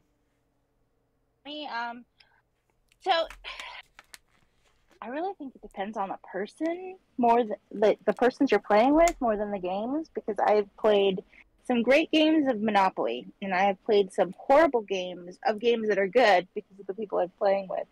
But I have a copy of the Jurassic Park board game that I really love to play because I get to be the dinosaur and everybody else has to be the players, and I just have to eat people, and I really like to play. I didn't know that existed. Oh my god. Yeah. And so yeah, I like to be the dinosaurs, and since this is my game, I always get to be the dinosaurs, and then Glenn has to explain to all of the other people how to play people, and I'm like, I will just eat you, don't worry about it. I get to play 3 dinosaurs. I get to play T-Rex, Velociraptor, and Dangnabbit. Oh my goodness, I forgot it. Dilophosaurus. There we go. No, Dilophosaurus. I get to play Dilophosaurus, and I'm trying to basically eat all the people before they can escape. That's cool. Yes. That sounds amazing. And it's my favorite game. What are your other? You had 2 other favorite games at all? Let's see. Well, I really enjoy playing Hugger Mugger, which is a very old game. The problem with Hugger Mugger, it's a word game. I remember it coming out in the 90s, and I think it was made in England because some of the definitions of the words are just the British definitions and not the American definitions, or they're spelled differently. Oh, lovely. But you basically have to go around the board answering questions till you can guess the secret word. The only problem with Hugger Mugger is that, there's like a rotating dial of like 99 words, and then you run out of words after a while because they didn't ever update it. Fascinating. All right, do you have a third one? Monopoly. Yeah, fair. Solid game. That was I'm mostly just more than mine, but yeah. I liked playing the game, but not with free parking. It's not a real rule. I like the like the special edition versions of Monopoly that they release that have special rules. Like X-Men Monopoly specifically has a special rule every time you roll a double. So, and it's different whether you're a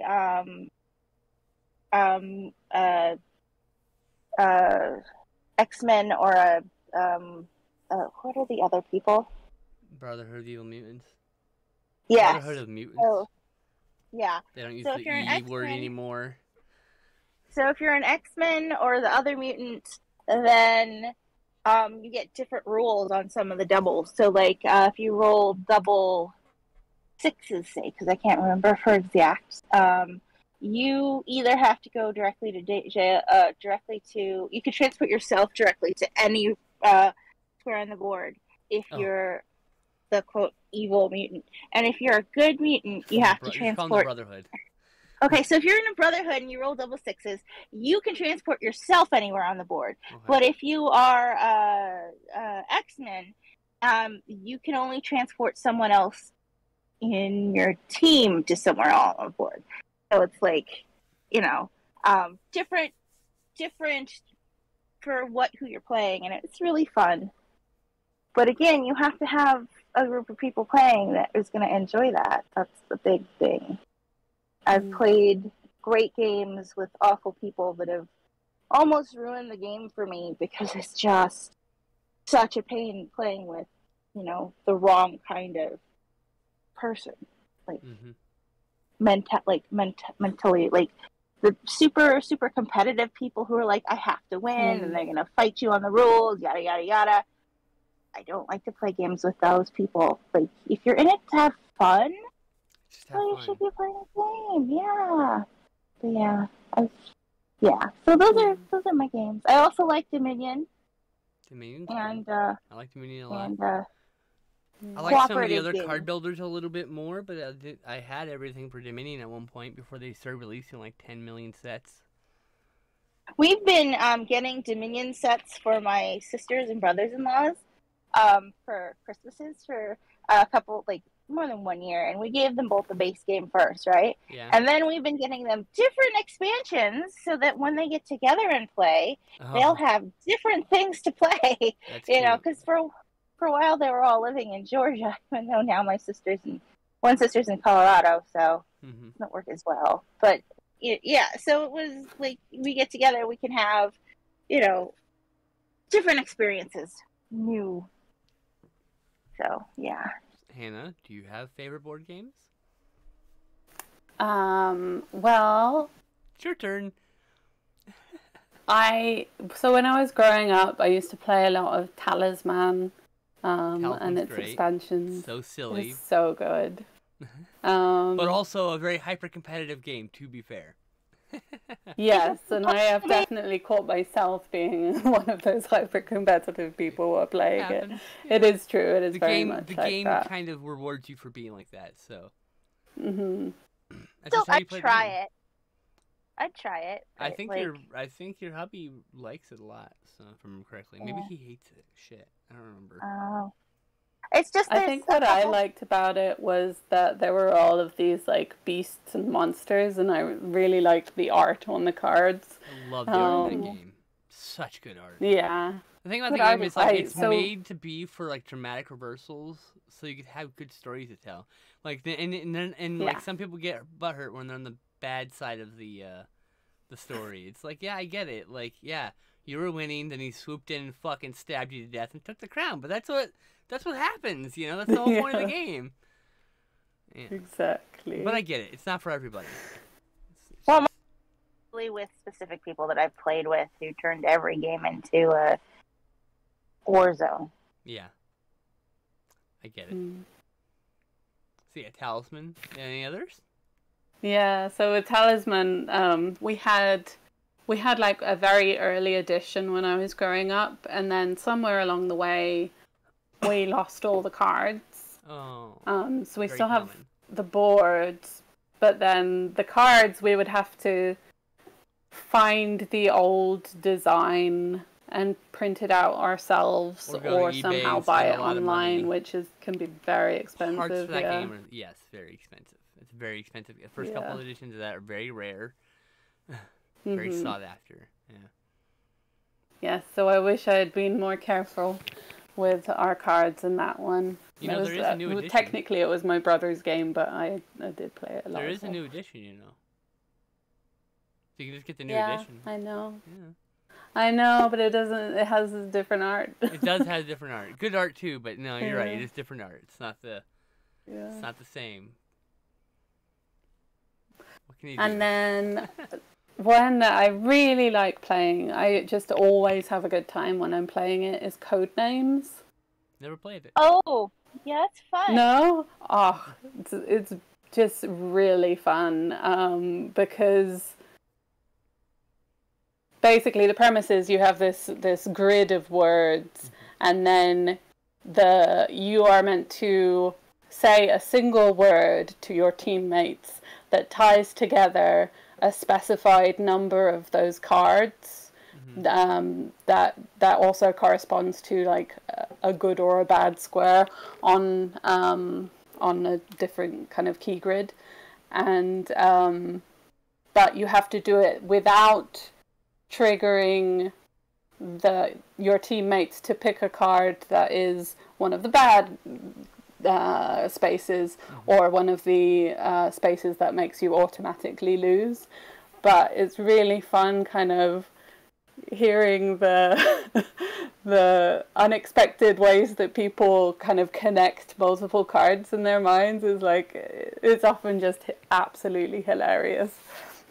That sounds cool. So it's a good one, that. especially to kind of get to know people. I always do Cards Against Humanity to get to know people, because then you can really Oh, you can gosh. tell someone can have a good laugh or not. You're like, Yeah. like, damn. Someone's It's gonna always, some people can just be like, well, that's offensive. I'm like, that's the point. It's supposed to be. That's the It's game. supposed to be offensive. It's literally offensive Yeah. shit of the game. But yeah, Why is it called that was always my icebreaker game. Like, okay, we're gonna play this game. If we get along with during it, it'll be great. If not, I don't know if we can be friends. Like, I used to love that game, and then I got a copy of it, and then I got so burnt out because that's all everybody wanted to play, and I'm like, but that's all I ever get to play because I own it. exactly.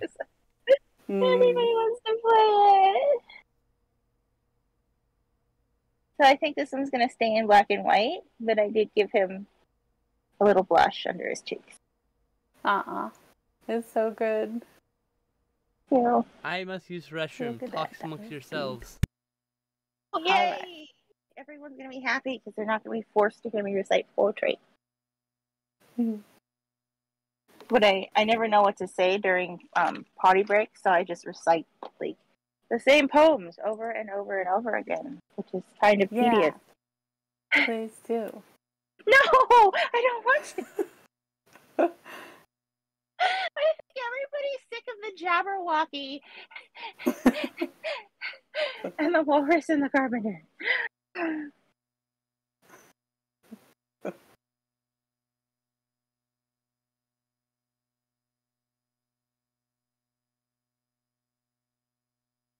How long have you been making music for? Oh, a long time. I wrote my first song 29 years ago. Oh, wow. It was this, I wrote it with two of my friends in a school bus that was going towards a field trip. And It was a hot day, and it was a song in praise of ventilation shafts. And at this the field trip involved being on a game show for kids where they did like different tasks and you'd win a prize. And while we were there, it was like multiple schools were involved in this game show, and they had a kind of talent show kind of as part of that. So that was my first experience ever singing in front of a crowd as well. Oh wow. Yeah, it was. I still remember parts of it. It just went, we love ventilation shafts. We love them because they give us air. Yeah, yeah, yeah, yeah. We love them because they give us air. Oh, yeah. Love that. I love that. I like things that are just, fun and silly and, a little bit offbeat kind of.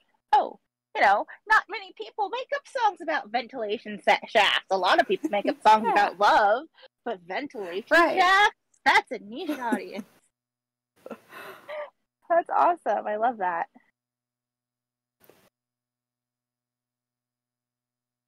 Oh, Lonesome George is needing a signature. I'm going to put it by his foot. Today's the 16th?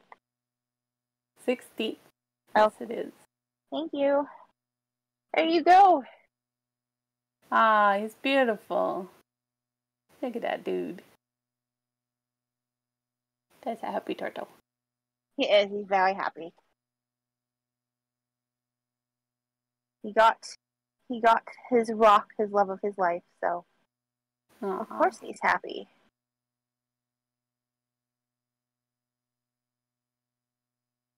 That is great.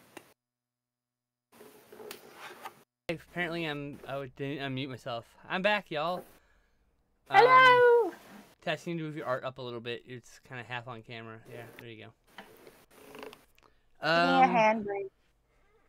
I got cookies. Yay! Yeah. I don't know if they're like too crunchy or not, but they're grain free and gluten free, keto friendly, whatever that means. I don't care about keto. If you can eat it, then it's good. Yeah.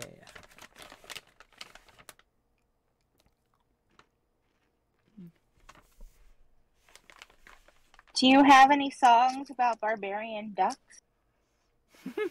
Barbarian ducks? Yeah. I have to think a moment because it's possible. Ooh. No, I don't think specifically barbarian ducks. Oh. But maybe now I need to. Do you have any about ducks or barbarians? Because either one of those would, be great to draw to or color to. I have a song that is about a pirate. Oh, well, that's close enough. That might be as close as it gets. I wrote it for my friend Celia. So it's called Celia is a Pirate. That sounds cute.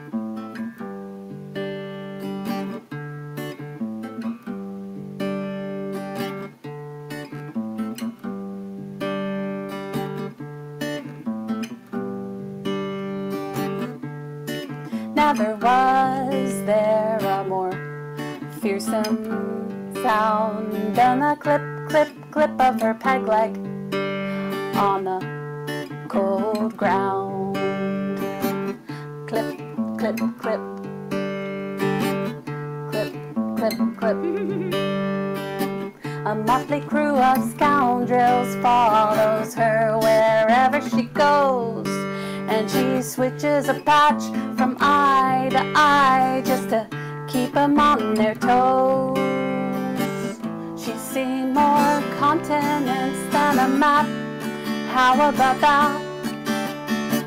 And you certainly don't want to give her any crap. No, she won't like that.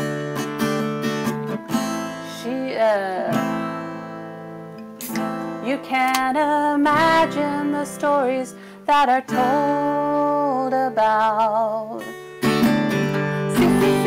Cecilia of the seven seas. Cecilia of the seven seas.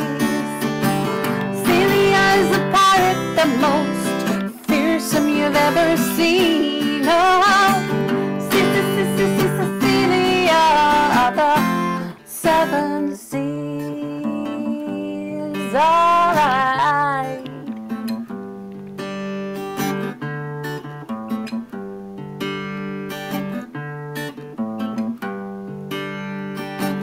Celia caught a rumor of a hefty haul of loot on a far and treacherous island north of northern Nunavut. Nunavut. Nunavut. On a cave whose entrance is guarded by a savage man-eating boar, there lives a monster with a temper, with its gleaming horde. Oh my goodness. She's seen more continents than a map. How about that? You certainly don't want to give her any crap. No, she won't like that. You can't imagine the stories that are told about Cecilia of the seven seas. Cecilia of the seven seas. Celia is a pirate, the most fearsome you've ever seen. Oh, Cecilia of the seven seas.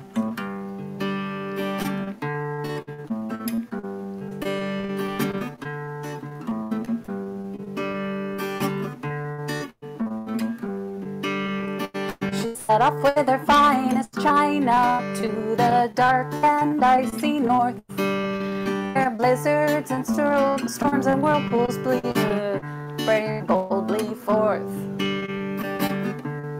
Boldly forth. Boldly forth. And when she got to the cave, the savage boar was quite alarming, but Celia pacified it. No problem with a large piece of salami. And through those corridors, tangled like a maze, Celia walked in darkness for what may have been days. And looming at the end, with its tentacles wielded high, was a ginormous cephalopod with one ginormous eye.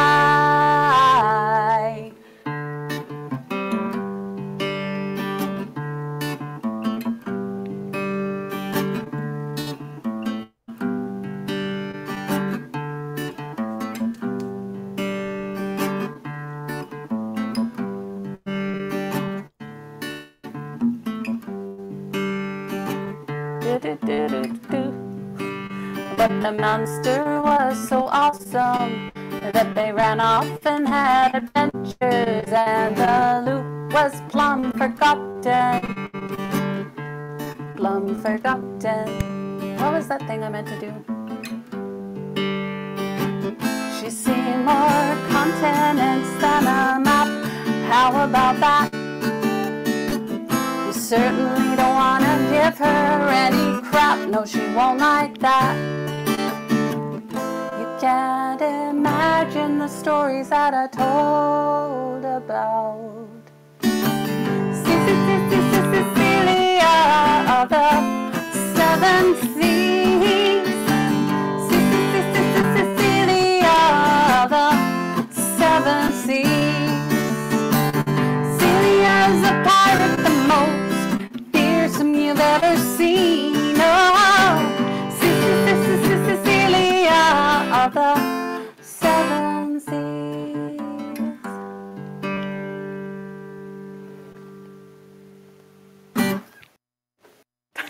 absolutely love that. Yay! What did you say, Tesha? I said I absolutely love that. That was good. That was really I'm good. so glad.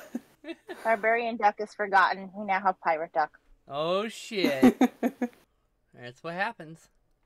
Yep. Poor barbarian duck. Maybe someday you'll get I punished. know. Poor barbarian duck. Swashbuckler duck, here it comes. Uh-huh. Do you have a story behind the barbarian duck? Elise suggested it last week? No, week before? I don't know. Last week? Week before last.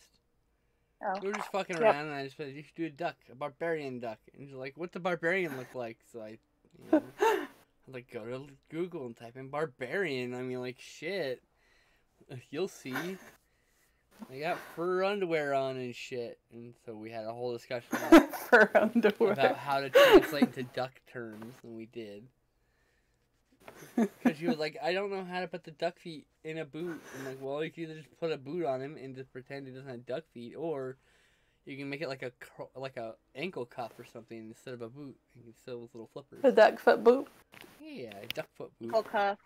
Yeah. It has ankle Duck cuffs. foot boot would be Yeah, a it's good got name for ankle band. cuffs instead of full boots. Oh yeah, 'Cause it's the a gauntlets. Yep. Well, this one's going to have a peg leg because it's a pirate. Hell yeah. Yeah. 2 peg Although I'm legs. going to... This is a pre-sketch Oh my of it, God. so I'm going to have to redraw. I've started again, but different. It's amazing. Yeah. Yeah, Yeah. exactly.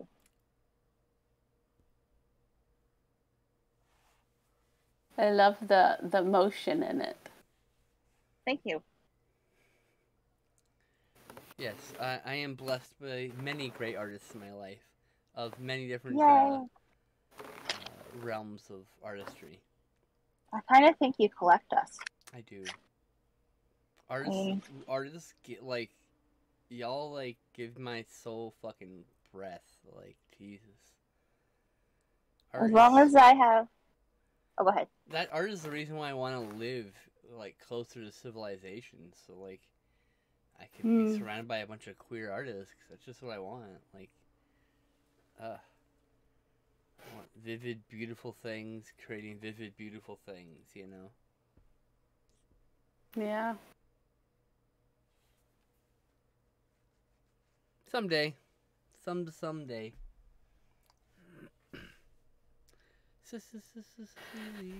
Oh boy, that's gonna be in my head for a while. The one that you recorded. What was Is that? it? I said I hope it's on the album that she recorded. I'm afraid it's not. Oh, No, yeah, it is. I'm offended by that. If you look for my SoundCloud, look for Hannah Werdmuller on SoundCloud. I do have like just a bedroom recording, I think, of it. The very lo-fi, as they say. But yeah, nothing properly recorded yet. I love lo-fi. figure out this SoundCloud thing then. I Yeah. actually have songs where people are like, that sounds like really distorted and grody. I'm like, yeah, I know, I love it. Like, I don't know, it's really low quality recording of this one song. I just really fucking like the way it sounds. Yeah, sometimes it's just like, especially for me, I really love kind of those intimate, quiet recordings where you get a lot of the ambient noise, and it just feels like you're kind of in this bubble with Feels very whoever is intimate. playing with you. Yeah. Exactly. It feels very intimate. I love art like that. And artists living on the art from the margins is like the art I've always like really been drawn to. It's kind of strange. Like, Yeah. and as I've grown older, I've just gone further and further into the margin, more obscure and weirder shit, more queer, more gay, more anything but normal. Like, just I'm so far in the margin that the fucking text is way over there, you know? Yeah, I mean, it's the stuff on the margins that kind of helps us figure out who we are, right? Yeah, Mhm. exactly. And there's I don't know, there's power to that kind of art too, because it comes from a Definitely. place of this is my life, or this is the thing that sucks in my life, or this is the thing that's beautiful in my life. You know, like it feels more personal, like straight off the bat, like. Because a lot of times, people who live in the margins are struggling, and that's their expression. And you know, it's kind of interesting. I love that. Not that they're struggling, but the beautiful art exists. That's what I love. The beautiful art. Yeah, and the connection that you can make with it. Yeah. Exactly. Yeah, there's an artist I really like called Ditch Lily, who is from, I forget, somewhere in Michigan. But he has a couple of albums that are just really sweet, kind of lo-fi folk, but just he has this way of kind of really encapsulating very tender feelings. I really love his stuff. I'll have to check him out. Yeah, highly recommend it. Ditch Lily, huh? One word, 2 words? 2 words.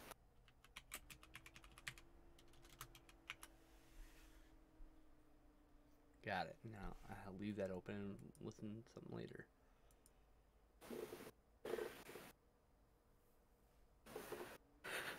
Alright, sorry. Open that so I don't forget it. Because I like music like that, so. Tess, your art needs to move up. There you go, thank you. Touching makes it wander. I know, so I remind you to move it. That's all good. You're allowed to wander.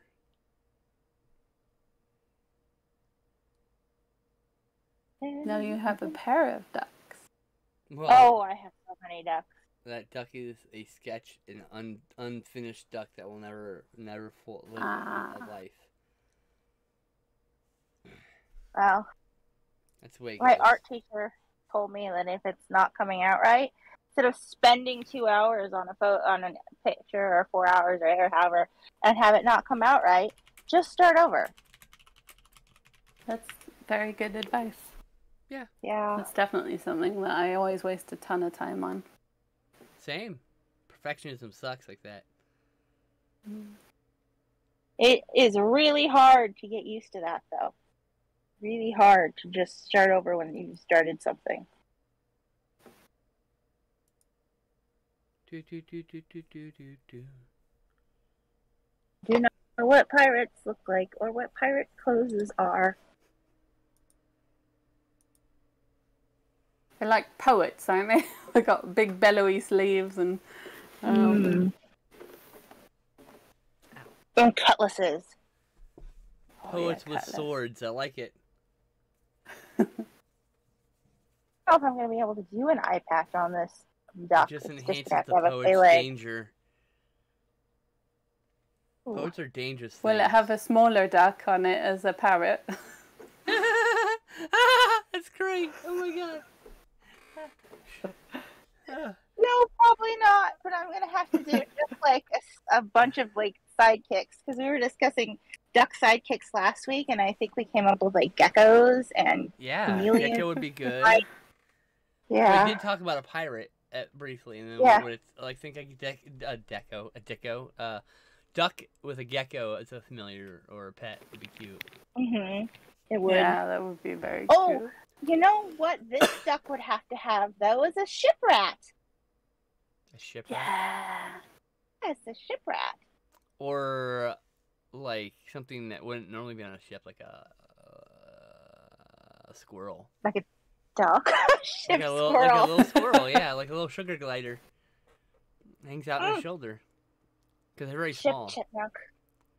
Like, yeah, but I'm thinking like the little guy, you know? And you got a big goot duck, and then he's a little guy, and he just chills on his back.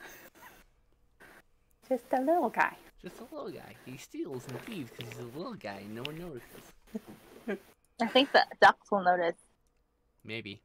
Maybe not. He is just a little guy after all.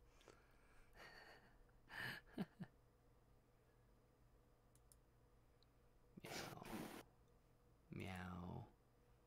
Meow. Meow. Meow, meow, meow, meow.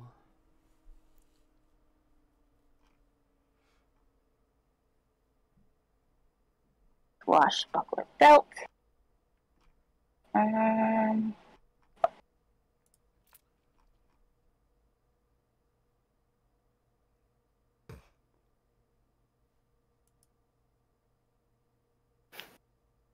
Yeah. We got all quiet. Hi, I was slightly distracted Hi. by the internet because that happens sometimes. ADHD I'm and all. distracted by a duck. You did get Duck distracted is by that. distracting. That's kind of my job, so. So yeah. I got any more questions, Hannah? Or do you... The duck too low again. Sorry. Well, I was just thinking that I have quite a few songs that are about animals. Oh, yes? Oh no, Hannah froze. Oh no. No. Are you back? Not I think you might be again. back. I think you're a little choppy though.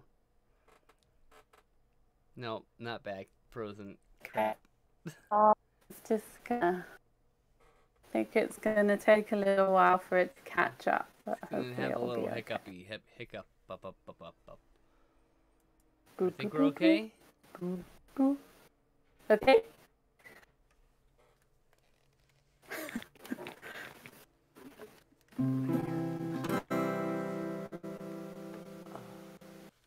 Is it back or is it choppy still? I think you're good. I think you're good now. Good. Okay. I think. I can say that, and 3 seconds later it can go to crap. To be fair. Well, I will tell you some options then. So I have a song that is about a whole zoo. I have a song that is about the vertical migration of fish in water. And I have a song that is about being a bear. Which one, Tasha? Zoo! There you go. Zoo.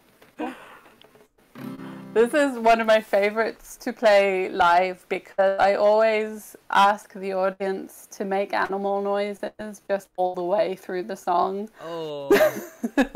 Yay! To be my zoo. Okay, I guess we're gonna be So the zoo. there's a couple of... Best we can. Yeah. Yeah, please.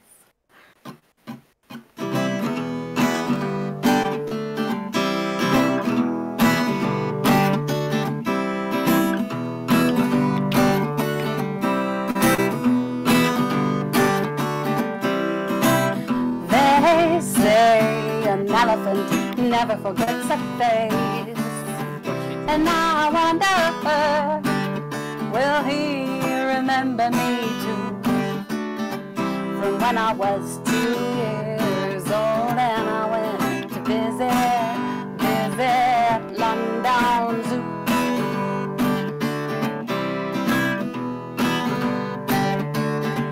And the animals went in 2 by 2 by to London Zoo.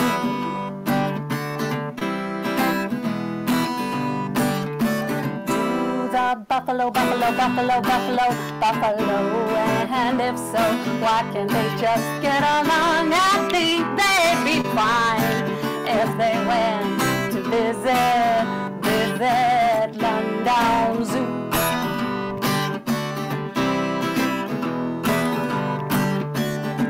And the animals went in 2 by 2 by to London Zoo.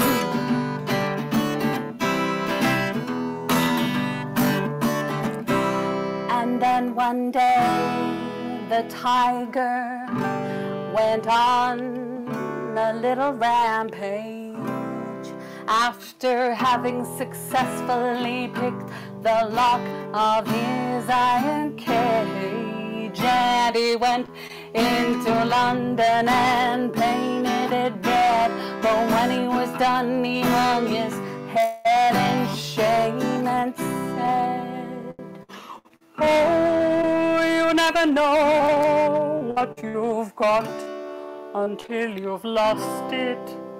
And oh, for Lundown Zoo.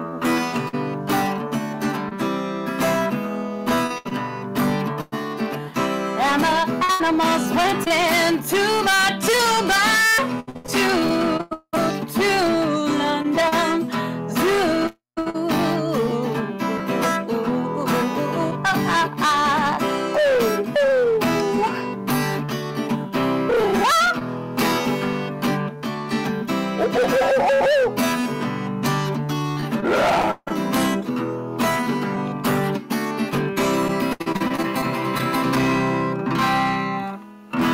Yeah, that was great. I went to go make an elephant noise and almost blew my eardrum out, so I decided not. Woo!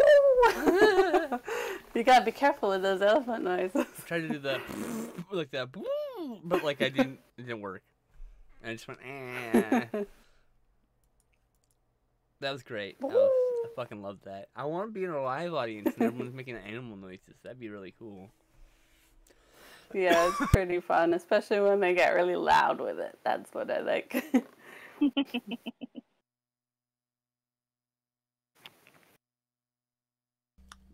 I like that. That was good.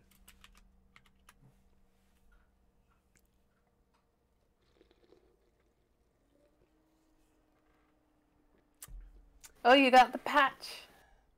What? Oh, on the duck, yeah. Tesher got the patch on. Ew, it's 93 degrees. Ew. I have to have my room closed up, so it's too much. Cause my dad's like watching TV in the living room, and I don't need DMCA strike. Just because you could hear you can hear fucking Fox News for like half a second. You know they'll yell at you if that happens. Ah. To be fair, even half a second is probably too much. Yes, definitely. This is why I use music from my unsigned friends, because I don't have to worry about DMCA and anything, because it's their music. Hmm. They've given me permission to play it, and that's all I need. Right. And Yeah. I like the duck.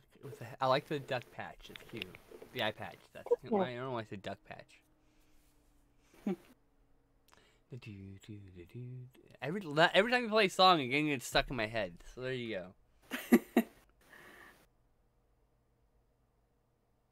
Yay. Oh, cool.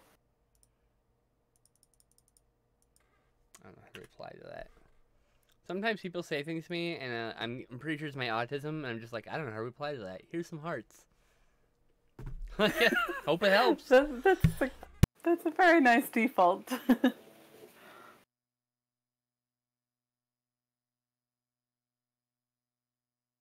Get mad when you send them like 3 to 20 hearts. Sometimes some people will they'll like a friend will come to me about some personal stuff, and like it's really sad, but like I don't know what to say sometimes, I feel like, a bunch of hearts is the right thing I listen, to say. I spam hearts, I would hug if I could. Yep. Yeah. I'd go drinking Definitely. with my friends if that's what they wanted. Whatever, just have some fun, distraction. I'm down for that. Yeah. Anyway. It's just like, I don't know how to reply to that. Sometimes it's like innocuous things though, and I'm just like, I don't know how to reply to that. Here's some hearts. Yeah, I also get that where I don't. Yeah, it's like I feel like there's a script and I don't know what comes next in the script.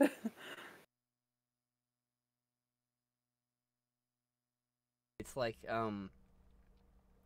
it's not just a script. It's a script in another language. I don't know how to decipher it either. It's more than just a script. It's like I don't have a script, and the script is in Japanese, so I couldn't read any even if I had it. I think it's a boot. You gonna give him a Duck boot? boot. Yeah, Duck boot? So it's gonna be like a duck boot. duck, like paddle, but shaped. Yes. How does he get it into the hole? That's so good. The cobbler makes it for his foot. Like, no, but how does he put the boot on to begin with? He unlaces it, obviously. I was gonna say maybe he unzips it on the side, because then he can fit it in. Oh. Yeah, we'll give it a zipper or a lace. So. The answer is Yeah. it doesn't matter, of course, but like I was just curious. Well, now it has like a lace, so there you go. There are no good implications here. One, you're making implications about the duck's foot, in this case. Or if you gave it a human-shaped foot, then you have to wonder, is it a duck with a human foot? And like, so it's like, there's some interesting Maybe questions that come up either way, I think. Maybe it stole a human foot. Ooh.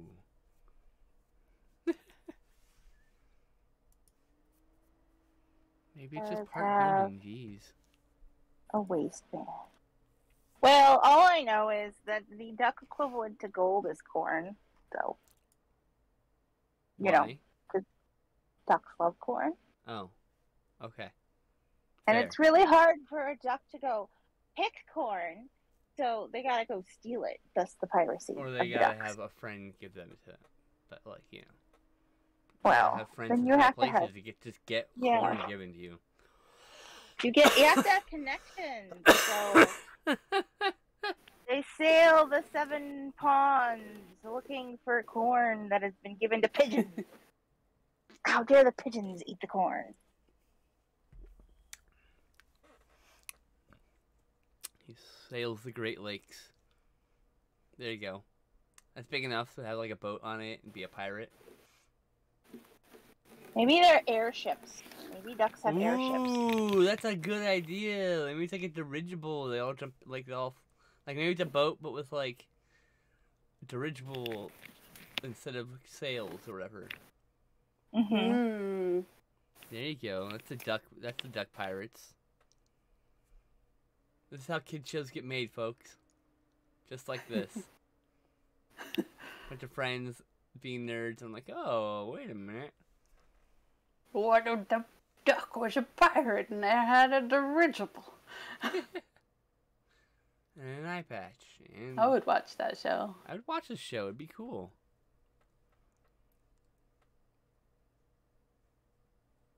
Dastardly ducks of the Great Lakes.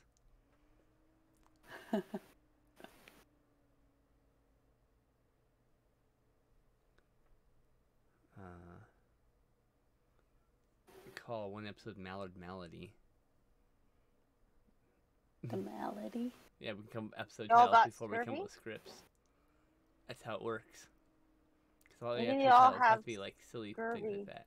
Oh, they all have scurvy. Ooh, Yeah. a magical scurvy.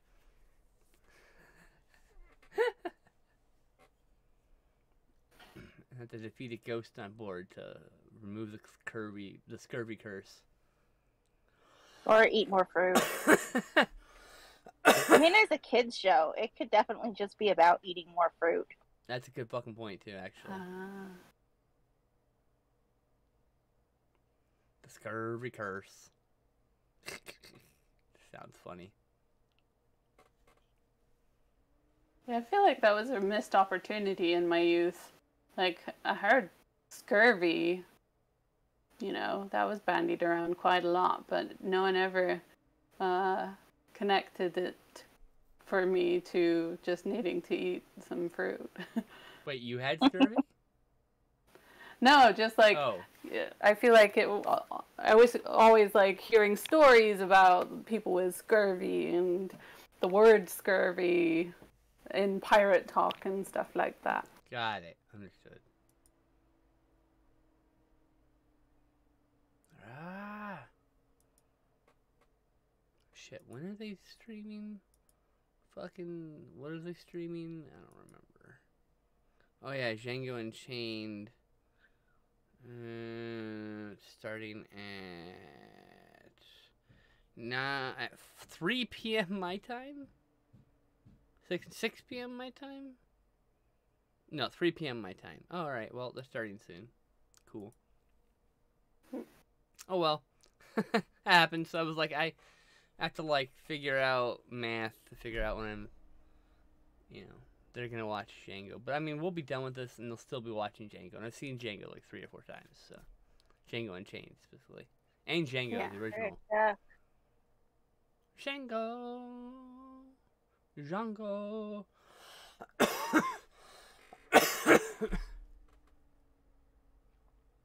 As a pirate. Fascinated by the duck drawing. Yes. Yeah, it is really mesmerizing, honestly. Okay. What They have kind a of duck point. is it?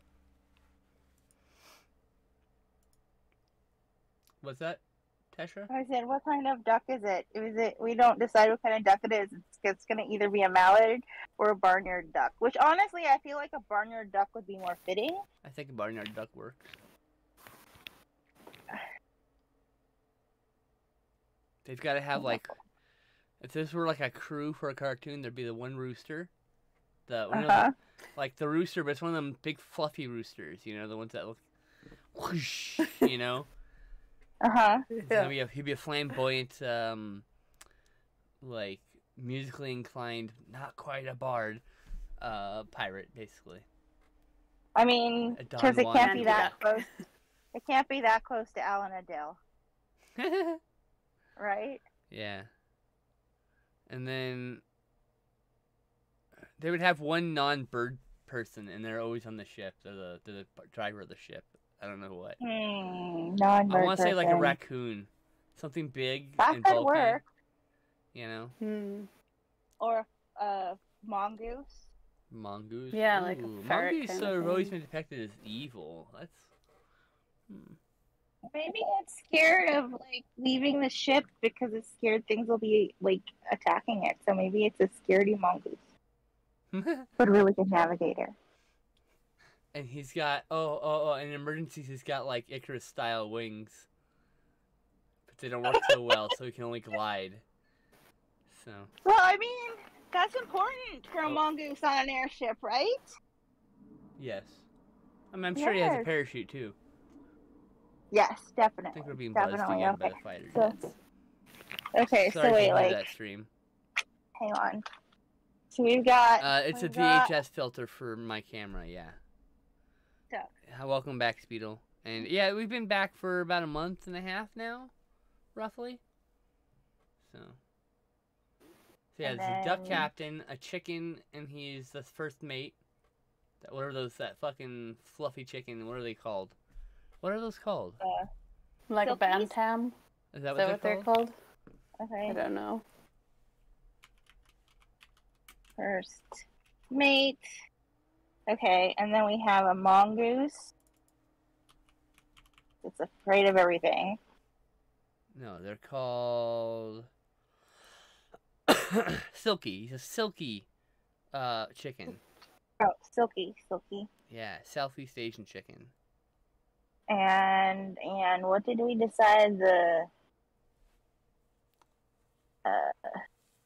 did we decide that the ship pet was? I forgot. The what? The ship pet. What did we decide the ship pet was there? Oh, a sugar glider, I think. Oh, okay. Because it can fly, right? So it can like get in and out of danger. Right, It can be a little right. thief or spy for specific Mm. episodes. And And we should have a penguin. he should be the lookout. I was gonna have him be the chef, but he could also be the Oh, okay. lookout. That'd be good. That'd be cool too. I'm cool with that. Penguin in here somewhere. I feel like one of the villains is definitely a tomcat, missing an eye, clawed out by with like duck claws. Oh, the tomcat should be like the port chief or something. Yeah, he's like a big Okay. orange Maine Coon, or something like that. Big fluffy Maine Coon, whatever. I don't know if orange cats can be Maine Coons. I don't know if you can cross those two. I don't know either, but okay. So penguin, They're being what? chased by some navy that is run by walruses. Ooh, I like Walrus it. Navy. Ooh, I like Walrus it. Navy. It's gonna look like I am not high enough to remember any of this shit. So in a week we can be like, "What is all this?" The Duck Barbarian is part of that crew, by the way. Oh, okay. We'll just fold that in.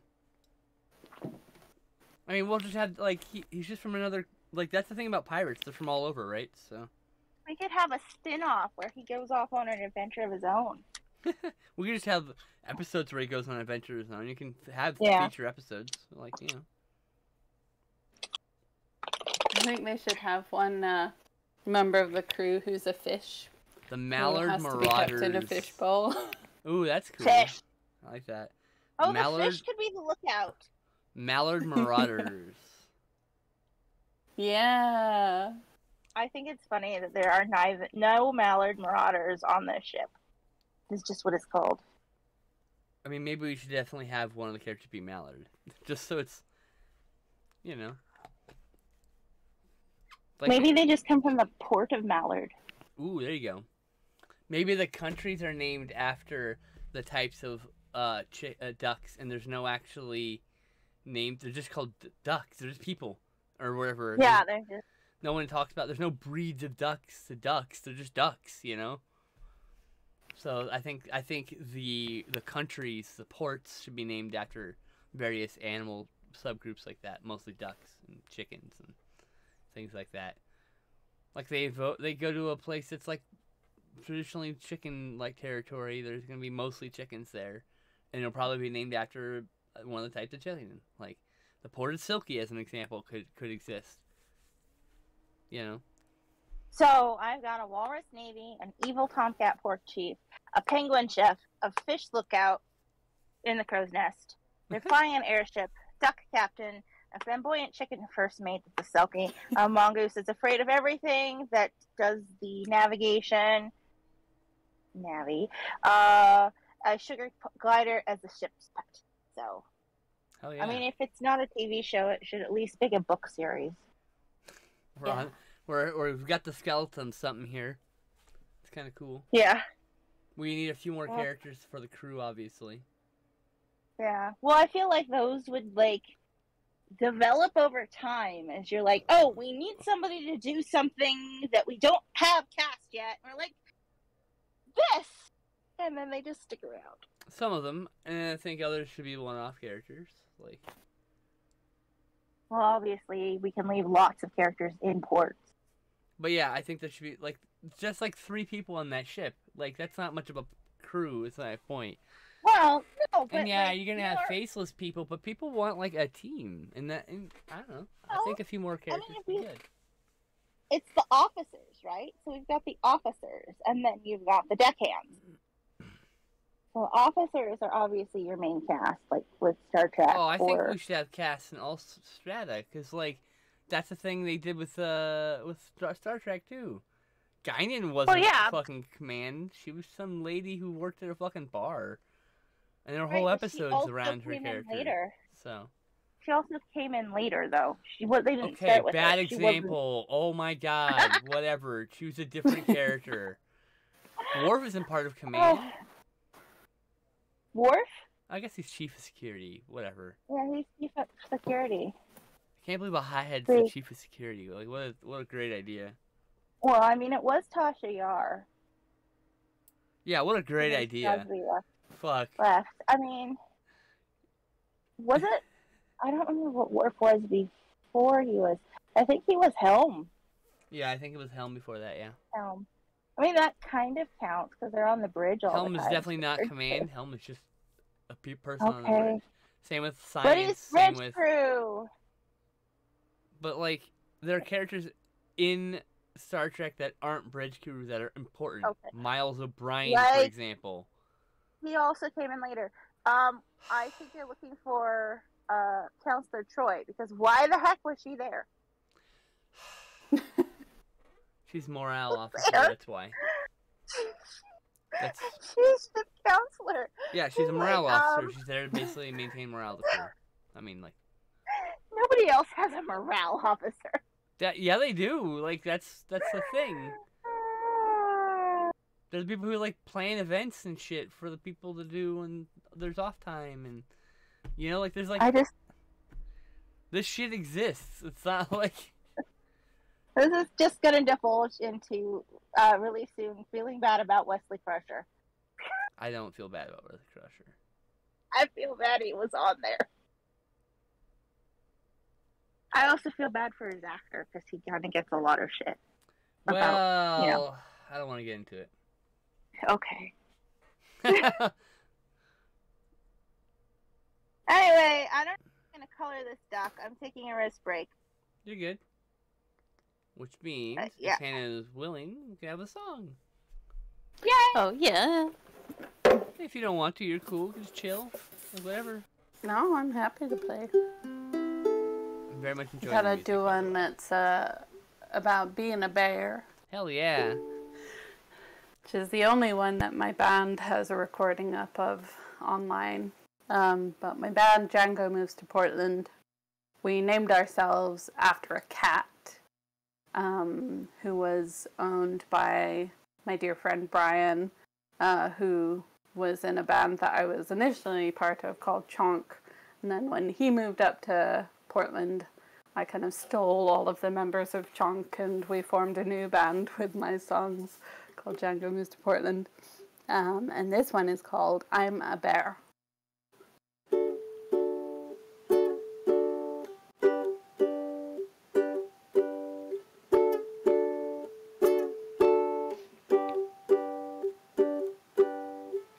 Every day and every night, I hear the traffic noise outside. Keeps me up, I get so tired of the screaming sirens and the screeching tires. Wanna live in the wilderness, wanna live in the jungle, wanna live in the great outdoors, somewhere that the mud will clog my nails and my hair, and get just about everywhere in my nails and my hair, everywhere.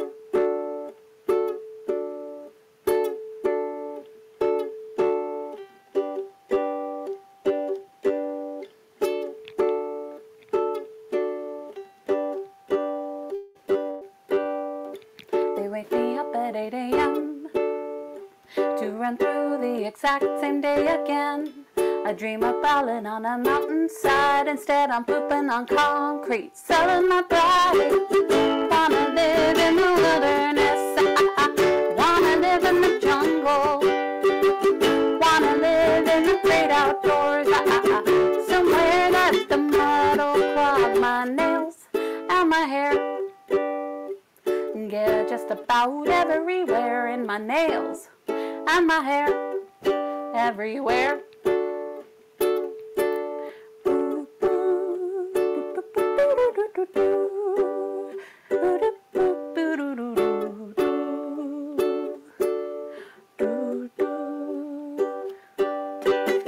I don't think they even know that I can dance, but I'll show them the meaning of fear as soon as I get my fat ass off the floor. 1, 2, 3, 4. I wanna live in the wilderness, wanna live in the jungle, wanna live in the great outdoors, somewhere that the mud will clog my nails and my hair, get just about everywhere in my nails and my hair, everywhere in my nails and my hair, get just about everywhere in my nails and my hair. I'm a bear. Hey, funny story is, I was about to light my bowl. I noticed, just as you said about hair everywhere, I was like, oh, a hair. Synchronicity. You're welcome. I love when the universe does that, though. It's like, the synchronicity is ironic. Like, that's like a movie moment, right? If there's a movie trained on that, you'd be like, that's so cool. What, that's perfect timing. And like, but it was literally just a coincidence, a cosmic coincidence on a grand scale. Love that. Good shit. Oh, hey, the barbarian. My favorite is sometimes friends will tell me about moths that they saw. And one of them was saying that she opened something and a moth came out, and she was like, "Oh, Hannah sent me a moth," which I love the idea that I could do that. That's now in my mind, and I'm not gonna message you whenever a moth shows up. Yes, Why please. a moth sister just shut up my face? I love moths so Moths much. are great. I want to get a moth tattooed on me. Yeah, Like a me death's head moth. too. I know it's a little cliche, but it's, you know. And I'm pretty sure that's the moth that changes, like, gender, if not mistaken. So it's kind of like trans culture. I didn't know that. I can't remember offhand. Apologies for my fucking 9th grade math, science last time I took that, I think. Maybe 10th grade, maybe in 10th grade. Science. Apologies for my bad sciencing. Oh yeah, JL, it is hot. It's 94 degrees where I am right now. Oof. And I have no air conditioning in a closed room. The air conditioning's in that room, but I can't have that open while I'm streaming, so hey.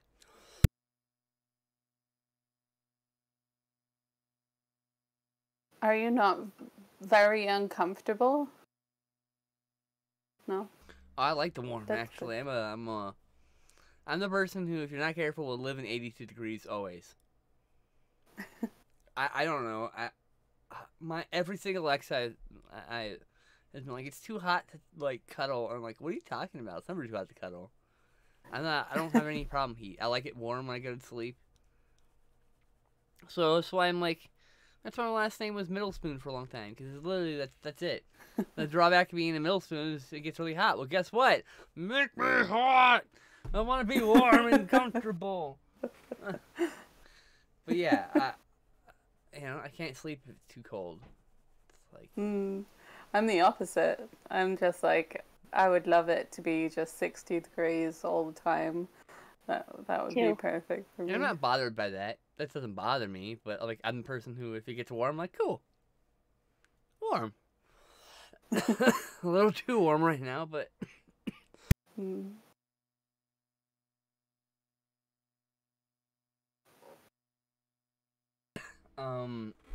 I have my window cracked open, so it's not so boiling hot in here. And I'm, it's getting warm. I'm starting to feel it now, but it's only got like an hour left, so it's like it's not such a big deal now. Because after that, I'll close the window and I'll open the door, and the air will cool down the room. So it's just like, yeah. But yeah, I have to do it. I have to bottle myself up. That's why there have been so many less streams, chat. In case anyone's curious, why haven't I been streaming as much? But that's why, because it's really fucking hot. If it's 100 degrees out, there's absolutely no way I can close up my door and stream for 4 to 8 hours. I will fucking die. You know, that's why when you do see me stream, it's like 3 hours. I can go 3 hours in 100-degree weather. And that's with drinking water. I mean, I drink a lot of water. I drink like 6 to 8 of these a day, on average. And when it's hot like this, I drink more. I'll probably chug this fucking bottle when we're done. I'm drinking my soda right now, so I'm kind of enjoying that flavor. But I'm definitely dehydrated. I can feel it in my lips. Yeah, the water's right there. Hydrate or dehydrate? I won't die yet. It's right there. The water's right there.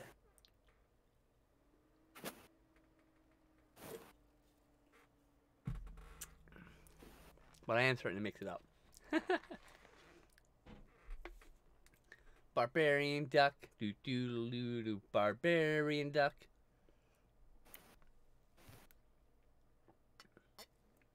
I enjoy the ducks. Ducks are my favorite. They are great. I had 2 ducks while I was growing up, so Aww. I knew the one. Totally. Yeah. Well, I had Downy Duck, and my family got her when I was like 7. From a pet feed store, and there were like 2 ducks in there, and we just bought one of them and brought it home, and she just like lived in our house for a while, and then she got big, And then we moved up to Washington, and then we were at the lake, and it was like late summer, like after my birthday, and there were a bunch of ducklings that somebody had dumped. Oh. And they're not going to last the winter. So No. I was feeding them bread, as you do when you're like 11 That's good.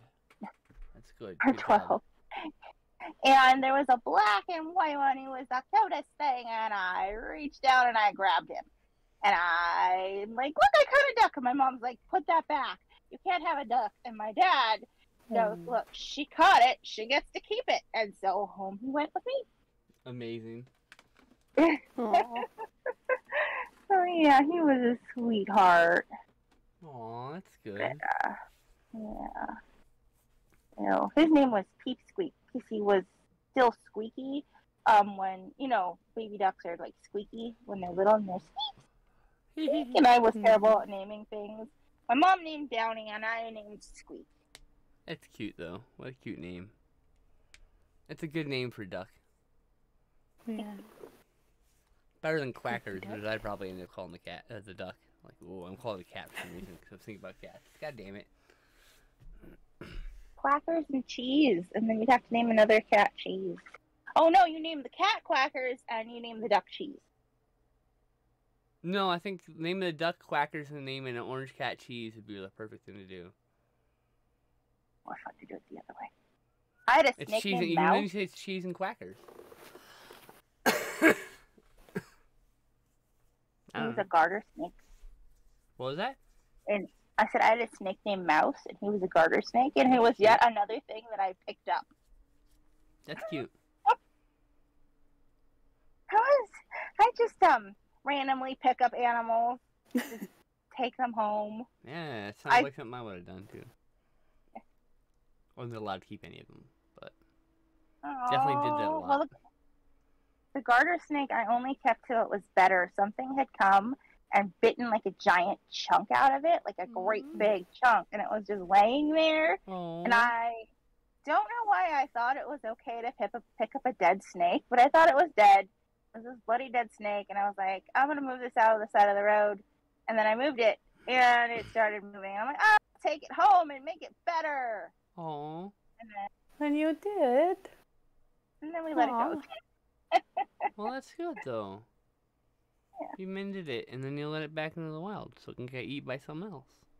Well, I mean, it mended itself. I just let it mend itself where it was safe. I'm not a snake doctor. It's so cute. It is cute. I like little garter snakes. They're adorable. I like that. I don't think I could live with anything venomous, but like, I'm cute with snakes. Snakes are cool.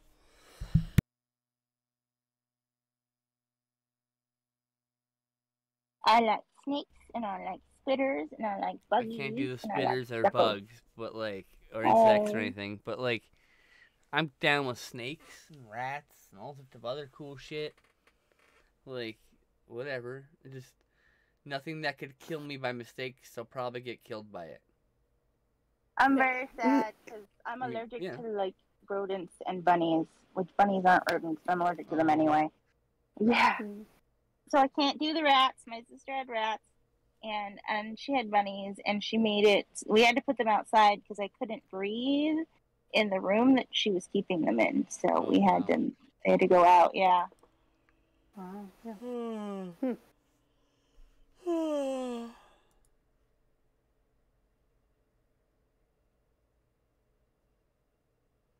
Do you have any pets, Hannah? No, but I am. As soon as I have a place that is, stable, I am planning on getting a dog, They and I they am have going been to. posting all sorts of things. Is this my dog? Is this my dog? It's so cute. I'm like, I hope so. I want one of them to be your dog. Like 2 tabs I have open all the time are Zillow and Pet Finder, and I will just go through like the entire list of everything that's within 100 miles of wherever I am, just to look at what the dogs are. Brings me such joy just to see the silly dog faces just going. And some of the ridiculous names they name dogs sometimes. Oh God, there was one showed up on my Twitter feed recently that was two dogs, one called Mar-a-Lago and the other one called FBI Raid, which I thought was pretty sweet. God. I would hate to have that. Oh, I adopted a dog named Mar-a-Lago. Like, I think the dog might get nicknamed down to like Mira or something. No, you rename the dog at that point. You can rename an animal. You just only refer to the new name, and it learns that that's a new name. I mean, like... I can't imagine that they were actually called that because it happened like the day after the Mar-a-Lago raids.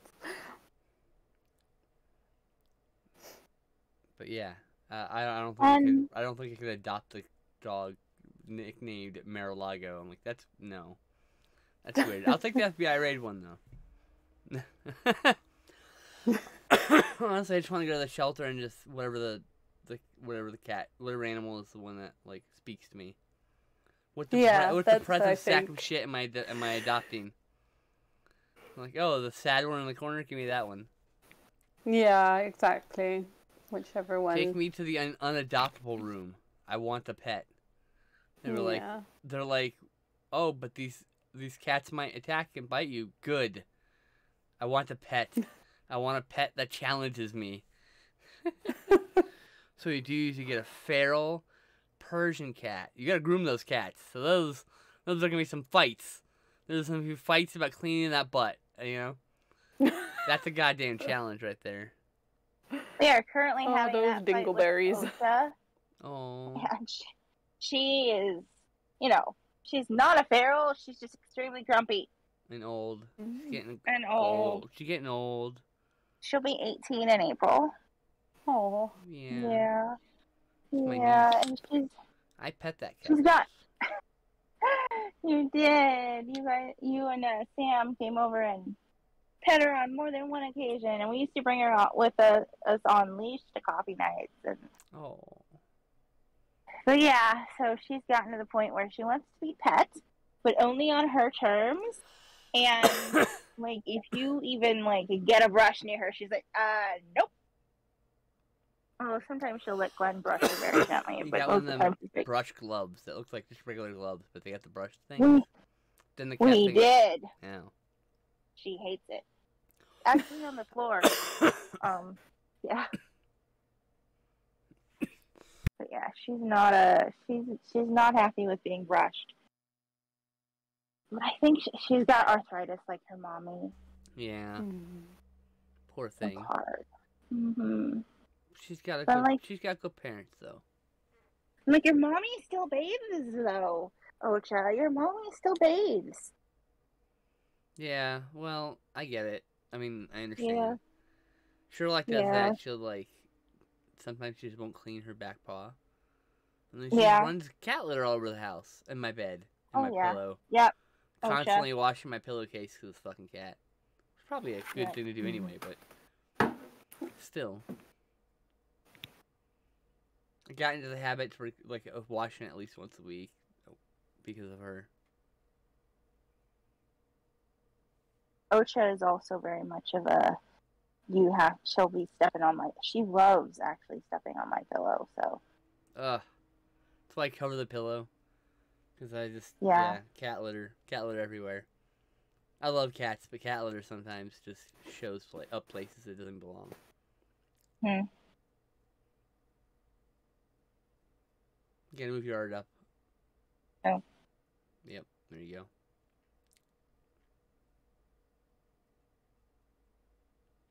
Probably duck language, so we can't read it.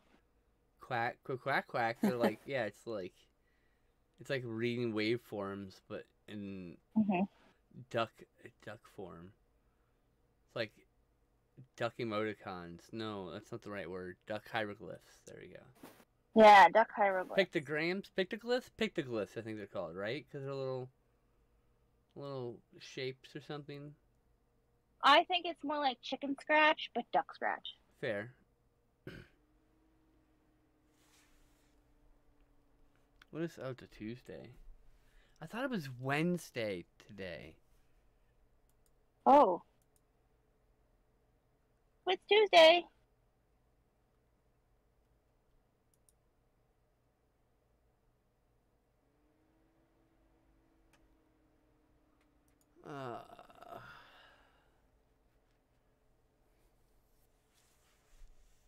Everybody got quiet. Sorry, I was distracted. I got bonk binked on Discord, so I had to go look at what it was.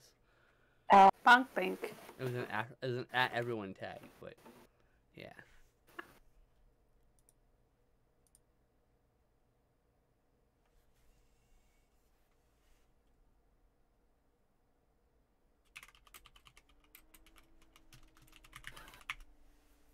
Do you want to hear a song about science? Abso-fucking-lutely. Yeah. Okay. This is about the phenomenon of diurnal migration. Okay, what is he? Okay.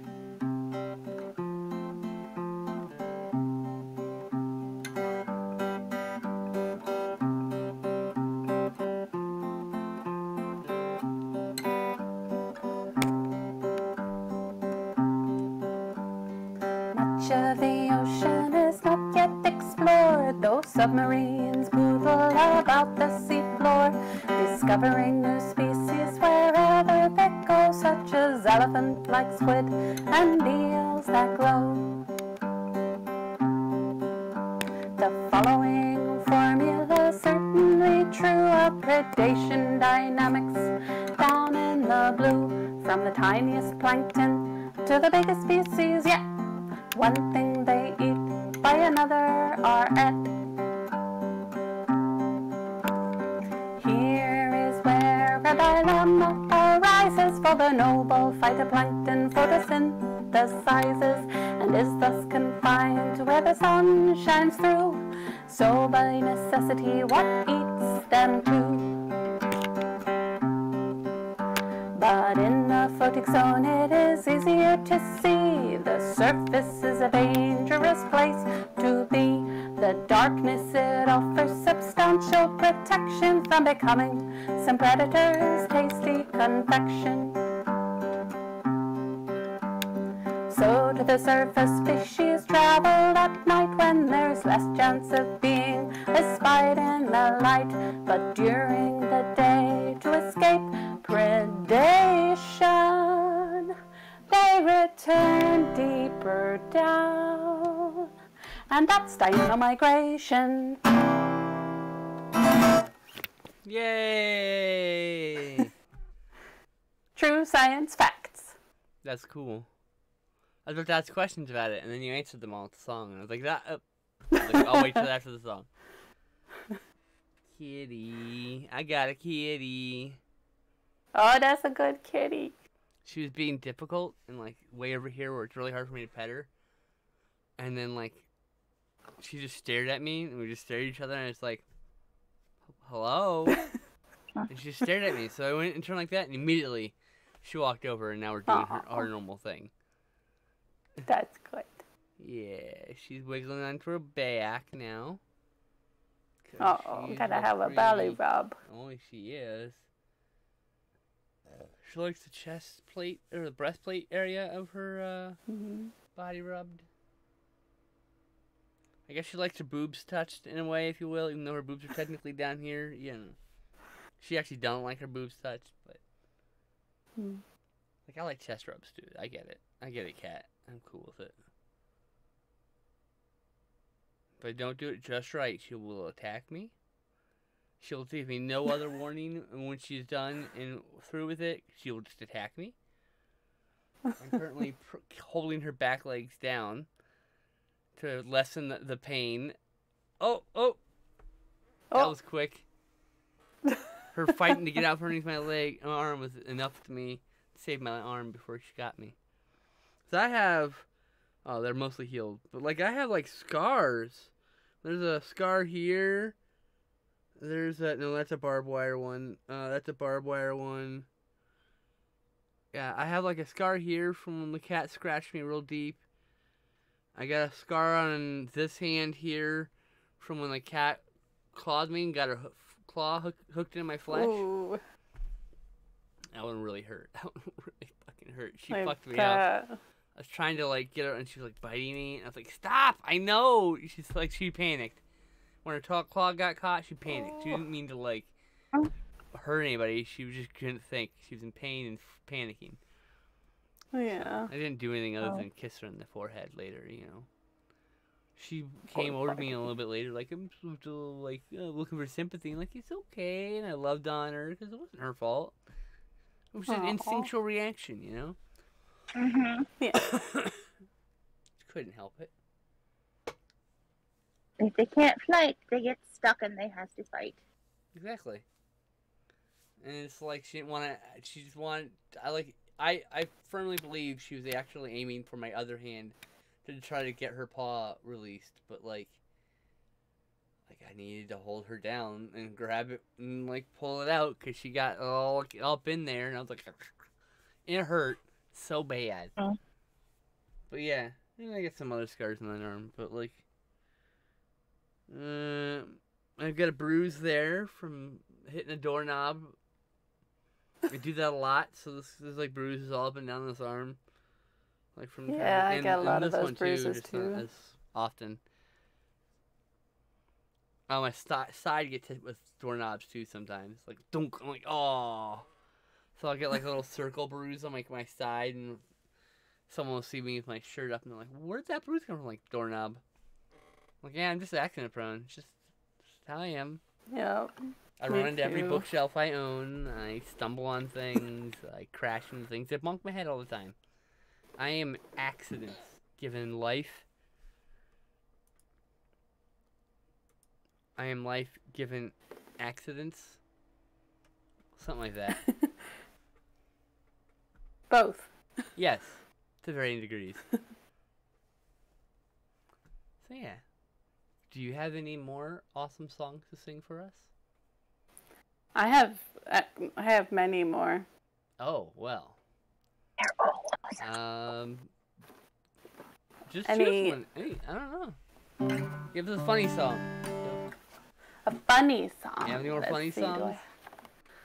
Let's see, do I have any funny Any more songs with really catchy riffs that are gonna make me hum them like 3 hours later and wonder where the fuck it is from?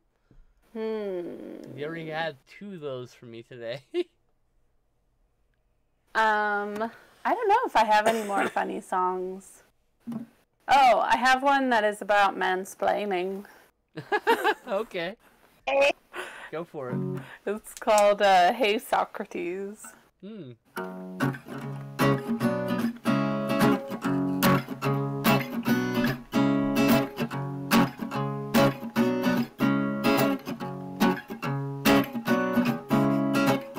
I was walking down the street just the other day. Hey, when I thought to myself, why not find another way? Hey, so hey, diddle diddle, I thought of the little, and I found myself in a great big beautiful field full of birds all around, and the bees they buzz so contentedly that I could not help but feel happy. Oh, la da da da da da. But a big bad voice so deep and gruff said to me, honey, being happy is not enough. You got to strategize, monopolize, and otherwise commercialize. Another chimed in with a 12-point plan of how to be a successful businessman. Oh, thank goodness I have you here. The world is too confusing. Man, say it to me again. No, hey Socrates, you know it all already, don't you know? Don't you know? Oh, hey Socrates, you've heard it all before. It's all old news to you. Ba-dum bum bum bum la di da di da di da di dum dum dum dum la di da di da dum dum dum dum dum la di da di da di dum dum dum dum la di da di da.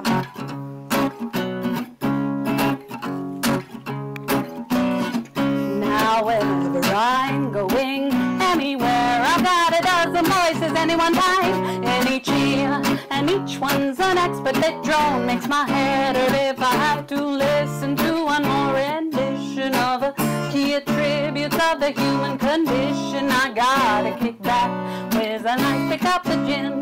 The world is too bewildering, now sing it to me again. No, hey Socrates, you know it all already, don't you know? Don't you know? Oh. Hey Socrates, you've heard it all before, it's all old news to you. Da-dum bum bum bum, la-di-da-di-da-di-da-di dum dum dum dum, la-di-da-di-da-dum dum dum dum dum, la-di-da-di-da-di dum dum dum dum, la-di-da-di-da. Yay! I keep forgetting. I don't like to do this because it sounds. If someone, for a viewer, are wearing headphones, this sounds like little awful things when I do a real clap. So I'm like, that's why I keep doing this. Ah. And when I was learning ASL, this is how deaf people clap. Mhm. And I like this because it doesn't disrupt the mic, doesn't make awful noises and hurt people's ears. Yeah. I was just explaining that because people might be like, why the fuck does she keep wiggling her hands? I'm like, well, let me tell you. Yeah. That's a great way to applaud, I think. I'm applauding, so you know I'm applauding without having to make loud noises, which may not even be picked up between here and there with Discord. Mm-hmm. So, I need to put that up 1 second. I need to adjust a thing on my end of Discord. Okay, sorry. We're back. I just had to like minimize the Discord for a minute, so like I don't want anyone to see my fucking messy ass desktop and all this other shit and stuff that may not be stream appropriate or whatever. So I just had a like BRB screen. Okay, solved it. Problem solved. All right.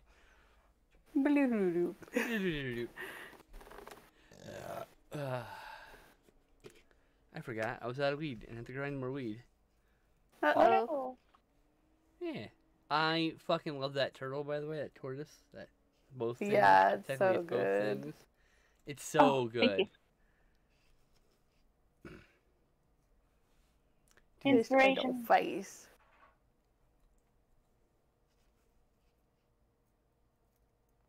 He was very heavily inspired by your music, so Yeah. you get credit. Oh, yay. It was great. I'm definitely gonna get an encore of that before you go, so we can get a non-clipped version, so I can Yes. Oh, link yeah. to it better. But you still got time. We got time. Cool. I'm like, that's the one I want to hear again. What is this? Oh, I'll deal with that later. Nonsense. Your friend sent me a So meme. you wanna like, hear oh, another I'll look one? at that later. I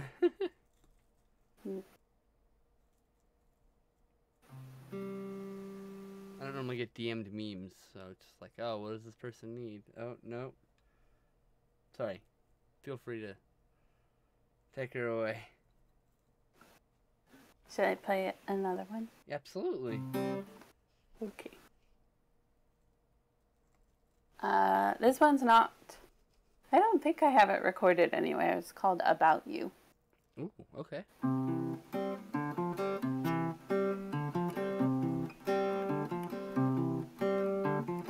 You said you wanna keep it simple. That's just the way I like it. It'll be so easy.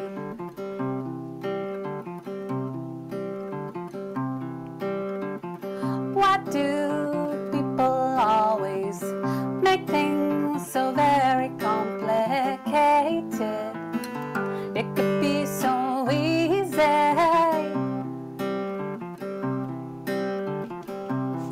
Why put yourself through all that inevitable pain? I mean, really, what do you have to gain? Whoa, oh, oh, you're not in my brain, I don't dream about you. Well, not every day anyway. You're not in my mind, I don't think about you.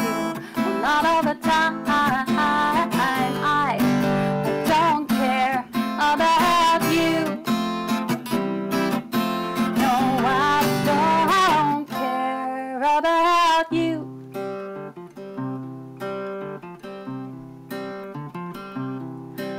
I'm not foolish enough for the fallacy of the idea of you and me. I'm much too smart to indulge in romance. And if I had to define the way I feel for you, it'd be a big, wide open, translucent blue, free from all those silly, cloudy games. So when I'm kissing someone else, you're just a missing book on my shelf. I'm much too smart to grow up attached. Whoa, oh, oh. You're not in my brain, I don't dream about you. Well, not every day anyway. You're not in my mind, I don't think about you. Well, not all the time. I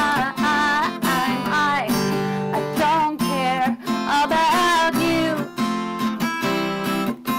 No, I don't care about you.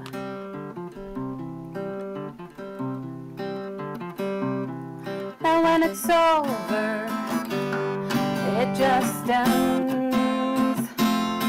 Sure as the waves rushing in to fill the holes where your feet once were. And when you're gone, it barely hurts. Whoa, oh, oh.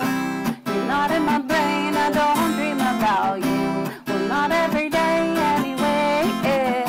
You're not in my mind, I don't think about you. Well, not all the time. I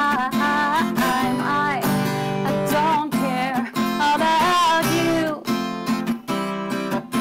No, I don't care about you. About you. No, I don't care about you. About you. About you. Yeah. I would like that one a lot, actually. I can relate to a lot of those lyrics, and yeah, I get Good. it. That was a good song. What's going on, Tastra? What's up over there? In our wrist break. Oh, your wrist break. Well, you want to Yeah. play some other song then, Hannah? Unless you have. Sure. Okay. I just have art up so you're not looking at nothing. No, I love that's it. why I was just asking what's up with you, Testra. We're all good. I couldn't ask you before because there's a song playing, so you know. That's why I asked you now. Anyway. There's another one that I wrote. So I have been a part of this group called the Bushwick Book Club Oakland, where we get together and everyone reads the same book, and then we write and perform songs based on our experiences of reading the book that's at the end of it, which is super fun. So this was another book that actually I wasn't actually part of the performance. I just read along the book and wrote a song just on my own. It's called For My Deborah, and it's about... The book was Musicophilia by Oliver Sacks, who did, The Man Who Mistook His Wife for a Hat. And it's all of these stories about people who have interesting psychological relationships with music. And there was this one story about this guy who was a music critic, and he had developed very severe amnesia.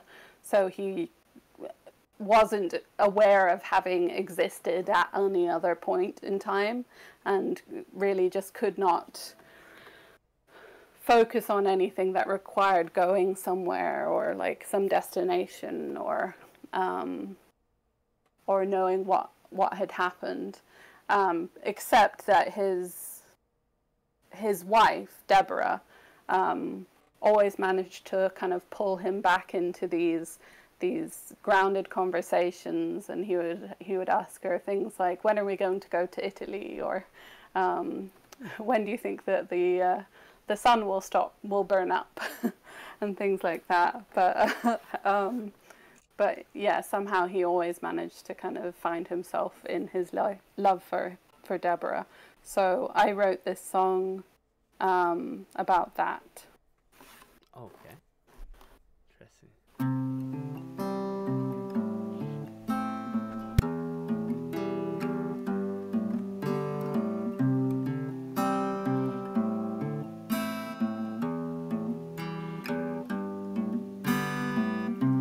The light in your eyes is a thread that ties me. The sound of your voice is a rope that binds me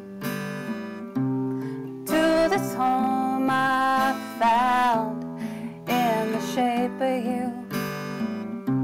Until the sun is done burning right through. I never met you, but I loved you from the start. The rules to loving you were etched into my heart. Our destination is a place I do not know. But in your eyes I see there's only one way to go.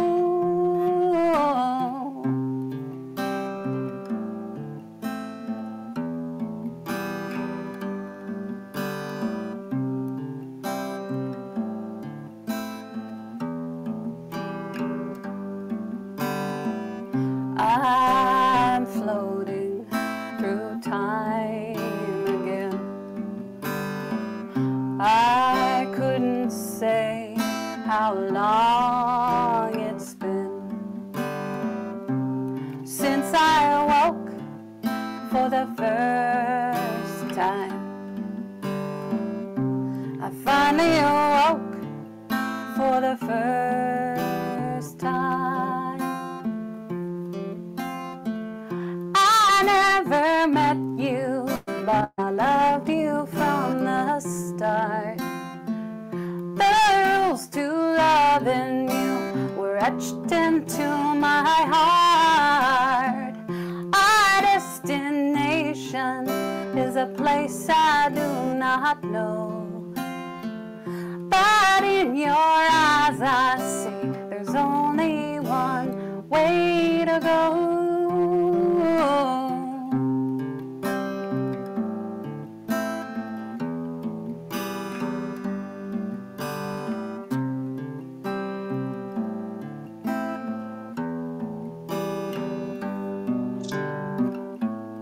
Won't you please see me, my Deborah? Won't you save me from the abyss? It's been so many months since I've seen you, my Deborah. Won't you save me with one marvelous kiss? I never met you, but I loved you from the start. The rules to loving you were etched into my heart. Our destination is a place I do not know. But in your eyes I see there's only one way to go.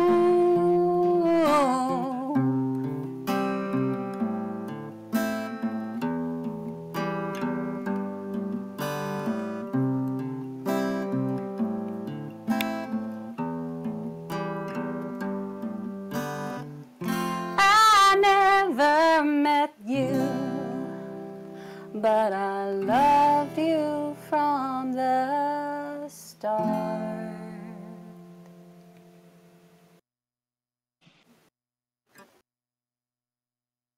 Hey, I really like that one too. You stop That was playing relatable beautiful. music, damn it. Yay, I'm glad you like it. All right, I have to That use one the has restroom. a... Oh, sorry. Go ahead. Oh, just that one took a special meaning for me because my mother's name was also Deborah.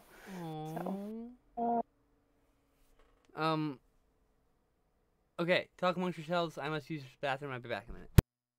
Okay.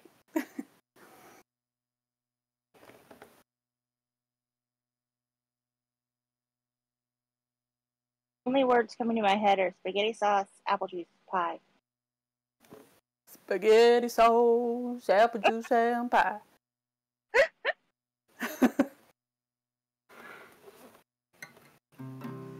Spaghetti sauce, apple juice, and pie. Spaghetti sauce, apple juice, and pie. These are the only words I don't know why. Oh, spaghetti sauce, apple juice, and pie.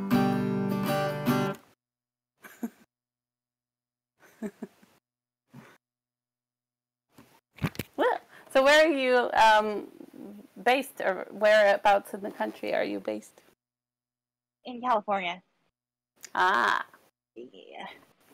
I just moved from California over to Massachusetts. Oh, wow. Big move. It's a big Northern move. or Southern California were you? I was right in the middle. I was in Santa Rosa, just north of San Francisco. Oh. I'm a bit more south. I'm in Ventura County, so Ah, yeah. yeah. I got kind of you. I mean, you must have been having a lot of trouble with the fires as well. I mean, we always have fire trouble, but I think Yeah. Central California gets it worse than us. Yeah, we had the last big fire in our area got within a block of our house. Oh my gosh. And yeah, just having to do all these mandatory evacuations and even without that, having smoke in the air all the time, it just got to be too much. Yeah, I definitely can understand that. We're lucky in that the area I'm in hasn't gotten anything super close in Oh, a good. while, but I think the Ventura fire was definitely the closest one, but we're even pretty far from that because we're on the east side of Ventura. We're right before LA County, so oh, good. yeah, it's hotter, but less things have burned. Knock on wood. Yeah. So, what made you decide to move to Massachusetts? Just the fires, or was that just the last job? That was part of it for sure. Also, the cost of living, to be honest. Yeah. Like I stopped being able to afford even rent anywhere in my area. So Relatable. I had been living with my dad and my brother for a year. And yeah, it's just so much more affordable out here. So we sold our family home and my brother managed to get like literally a mansion for the price of what a 2-bedroom apartment would be in Oakland. Wow. And I'm still looking, but like I know that I will be able to live, which is very nice. Yeah, it's important. Absolutely. Yeah. The cost of living is ridiculous right now. And the problem is minimum wage doesn't even remotely cut it anywhere right now. Yeah. It is not what it was intended to be, which No, is it's supposed to be a lot living more, wage. a better livable wage. It was more than just the bare minimum. That's just Republicans like slowly shifting it to that over decades. It's like, no, that's not how this works.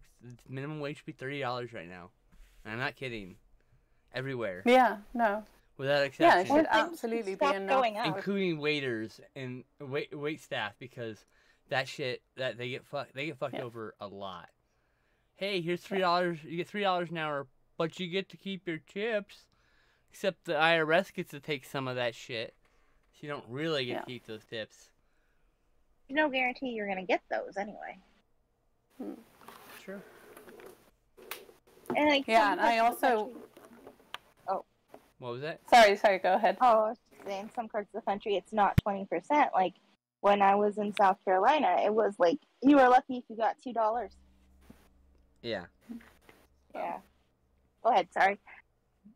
I was just saying, I also think that they need to make it so that companies that employ people at minimum wage or close to it are not allowed to cap people's hours per week at less than the amount that they get benefits. Right. Like, it should, like, they're, anyway, that it's just done by all of them. That, they hire more even staff. Even if they can. And then they fill out, it's not that they part-time. can't hire people. Yeah, they don't. They just hire a bunch of part-time people instead. And understaff it constantly to save money. Dollars. Pennies on the dollar, by the way. They save doing that shit. And it adds up, but, like, come on. It's, like, cruel. Yeah. I was it's really... inhumane. Yeah. It really is. Like, I was so... kind of shocked when I moved to California from the UK because just the increase in the cost of living was just unbelievable. So right away, even though I was working as close to full-time as I could get, just as like a cashier and, you know, working the fitting rooms in Target, like I couldn't afford to pay my rent for a single bedroom in a shared house as well as eat.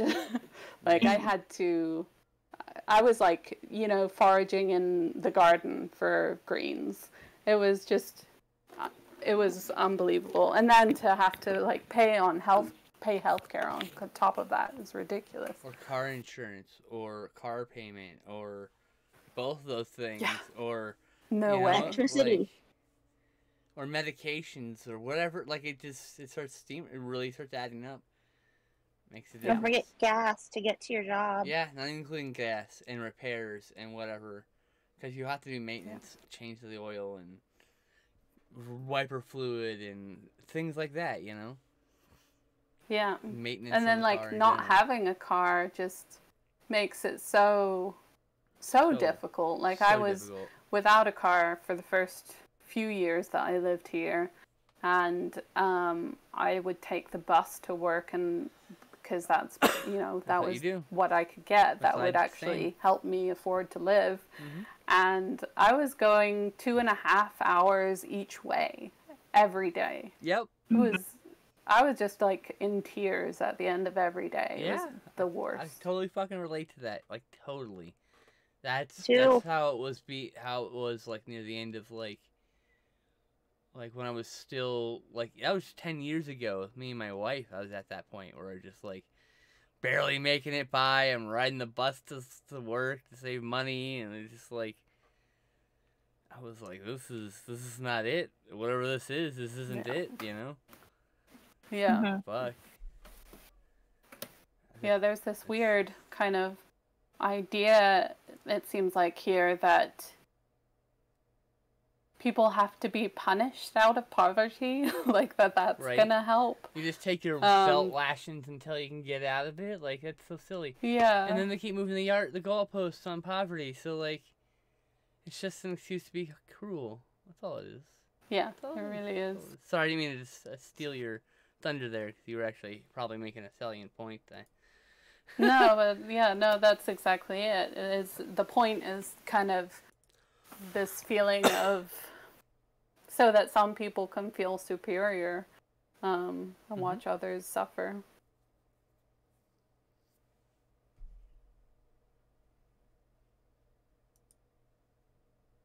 Yep.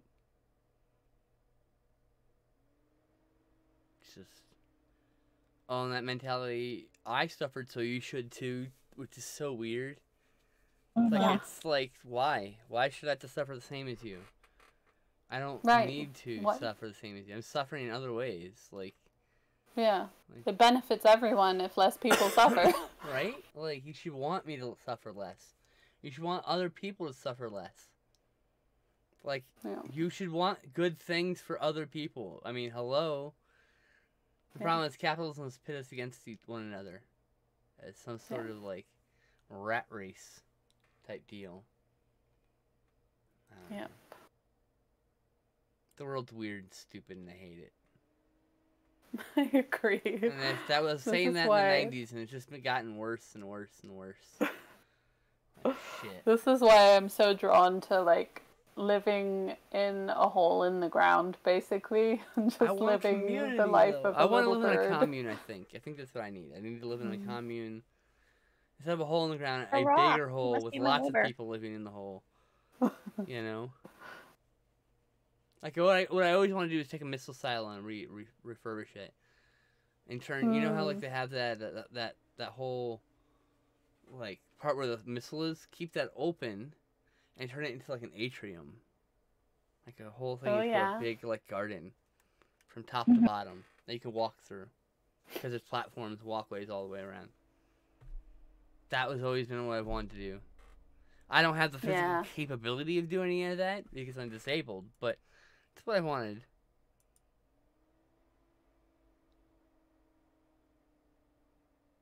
Yeah, I always had a dream about turning an old not a planetarium, but what are the buildings that look at stars again? What am I thinking of? Oh, Observatory. yeah. Yeah, I always thought that would be cool to live in an old observatory. That'd be cool. It would be. Or like a planetarium, an abandoned planetarium. Library. Like, I'd Must always live in a thought, like, library. it'd be really cool to do an abandoned mall and turn that into a commune. You know? Oh, yeah. And you have, like, the center is just the communal garden all through the whole thing. You know? Skylights and all that stuff. And then, like, everyone, you could just take stores for each people. And then the end stores would be, like, a community space for everybody. Yeah. That way no one has What to we fight need over, is, like, oh, why do you get the big store? I don't. That's community space. Everyone gets the regular size stores, you know? And bonus, we're all already defended against zombies. Exactly. Yeah. Nice little bonus. Like, I've always just had a dream of doing that. I'd like to do an open air mall, personally.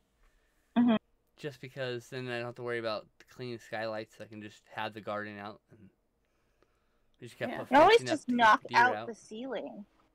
Yeah, but you don't want it raining indoors, and there's no protections on the inside of a mall from water. So no, you really don't want it just raining inside your closed mall. That's why I'd rather do an open mall. If you do an open air mall, you don't have to do any of that work. It already is open air. They have it like the TO mall because they've got it partially open air now, and then you can close it up in case of zombie attacks, and then reopen it if it's safe. Best of both worlds. Just build a wall on the edge of the compound. Big fuck off wall. What we need is better squatters' rights in this country, so That too. people Just can take over actually the- take over. Take over the abandoned empty buildings and do mansions cool in stuff. California. We had an empty I mall always for thought- how many years here? Oh yeah, you did, didn't you? Mm, I always thought it'd be really cool to do like a mansion as a commune. You know, they usually have plenty of land. You know. yeah. Yeah, like there are all kinds of these cool. I forget what they I'm call such them. a fucking hippie, God. The anarchist collectives in Europe where they just set up in these abandoned mansions and take them over, and then they, after they've been there for a certain length of time, they are They can do I legal. guess, certified or something, and they're Yeah, allowed they to can stay. legally claim it because the other person didn't Legalized, come and check yeah, on that's it in what it 5 is, years, yeah. and that's their fucking fault. Yeah. But yeah, there's a whole movie about that. What is that? What is it called? I'm blanking. I'm gonna Google this real quick. What is that called?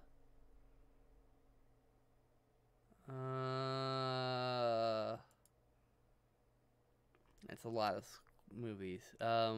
Oof.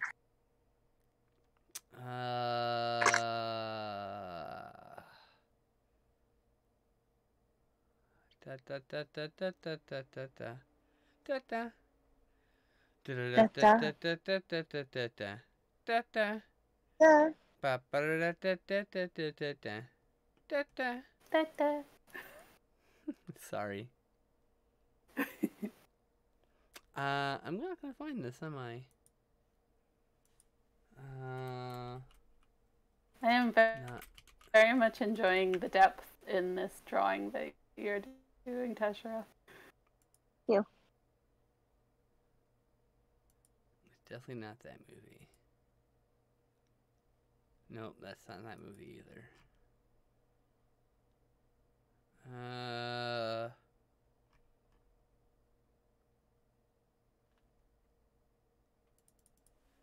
I guess not English isn't recognized. I guess I have to go foreign.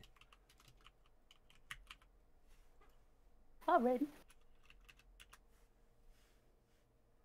Is it called The Squatters? No, it's not 20. It's a 2014 movie. There is an older film. I know it's a foreign film. I want to say it's like Finland or fucking Sweden. God, it's about the dude who like just start living in some dude's house. Shit. I don't. Is it Sweden? Midsummer Squatters. Is this the local? No, it's still 2014. That's the problem. It's not the. That's not it. Yep. I'm. Someday I'm gonna roll across it and be like, too bad it doesn't matter now. 'Cause it'll be like a year from now, during a full moon, I'll be laying in bed and go, "It's this movie," and no one will care. But anyway, would you like to play us another song? Oh, sure. Probably have time for one or two more. One or two more. Okay. Let's see. What do I have?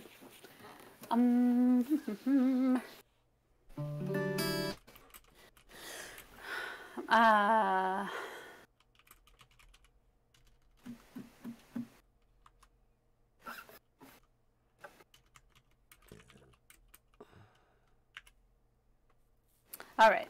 This one's called Daybreak. Okay.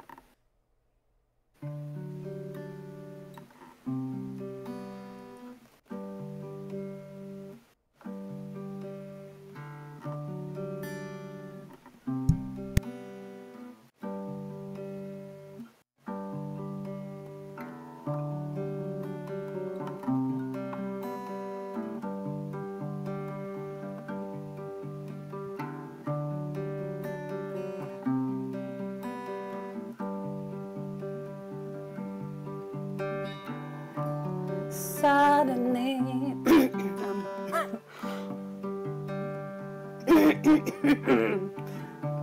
suddenly, I'm all brand new. All the gray is faded into blue. I've never seen the world like this. I've never seen the world like this.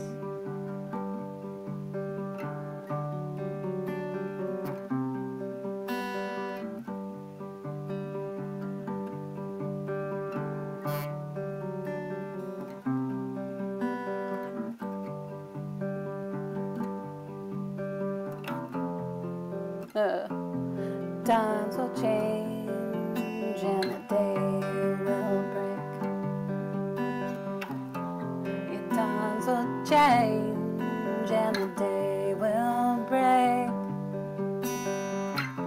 Your times will change and the day will break. Your times will change and the day will break.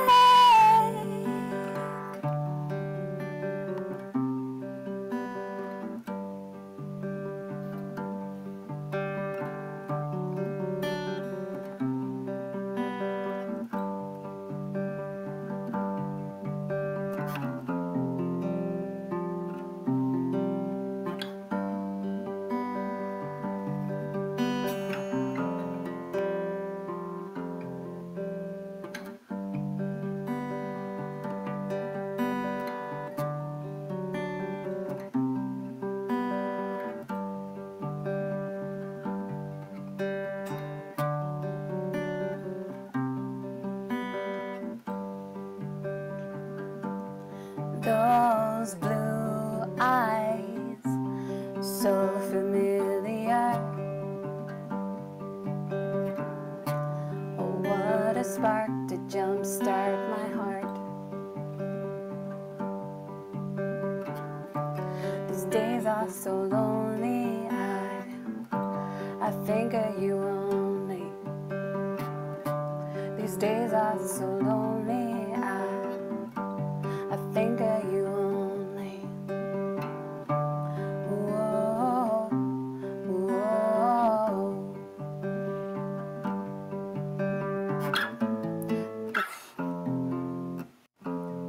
Times will change and the day will break. Times will change and the day will break. Your times will change and the day will break. Your times will change and the day will break.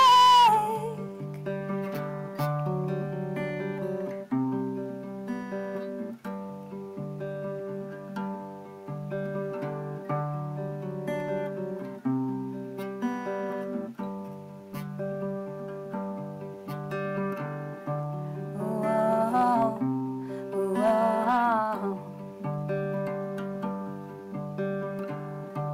Whoa, whoa. Oh, what a spark, oh, what a spark. Oh, what a spark to jumpstart my heart, yeah. Whoa, whoa,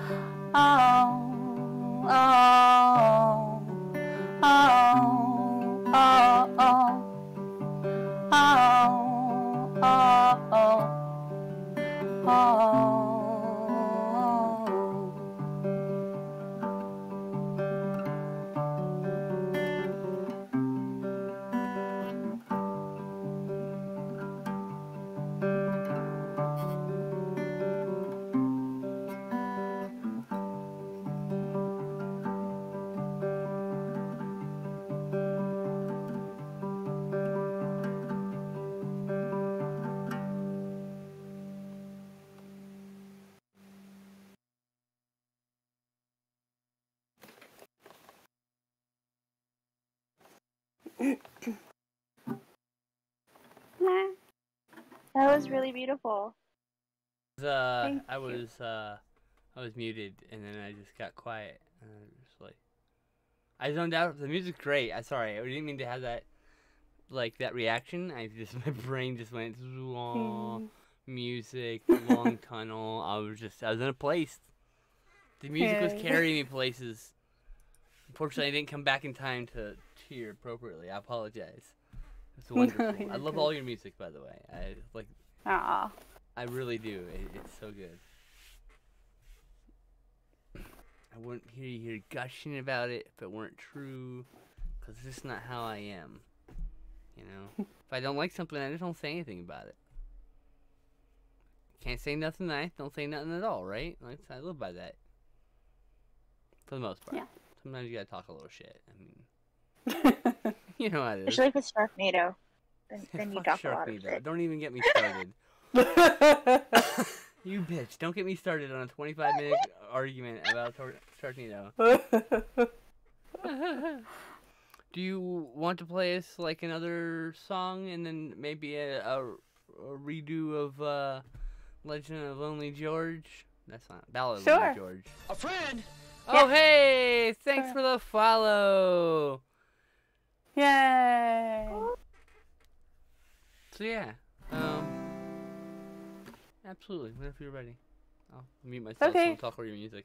So I can't mute myself because I'm This like, one- I'm going to say all sorts of inane shit or start humming. I need to mute myself. Anyway. This one's called Needle and Thread.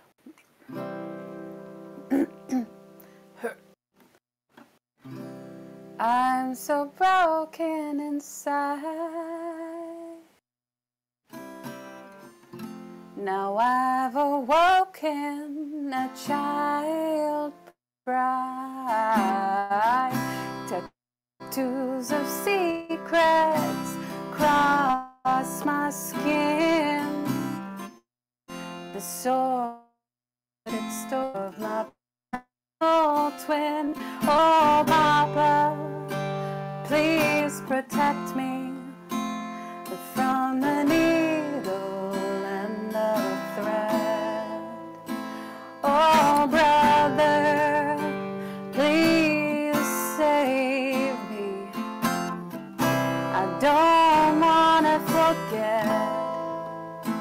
Oh, Mama, that old monster is still living in my head. Oh, sister, I forgive you. Oh, sister, I'll outlive you. Oh, sister, I'll kill you. Sweet girl, go back to bed.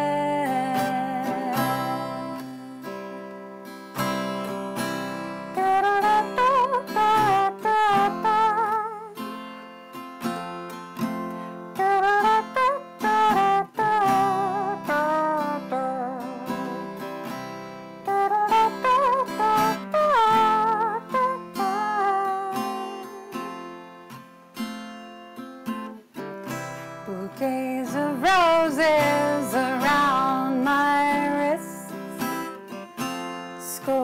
Scoliosis covers my lips.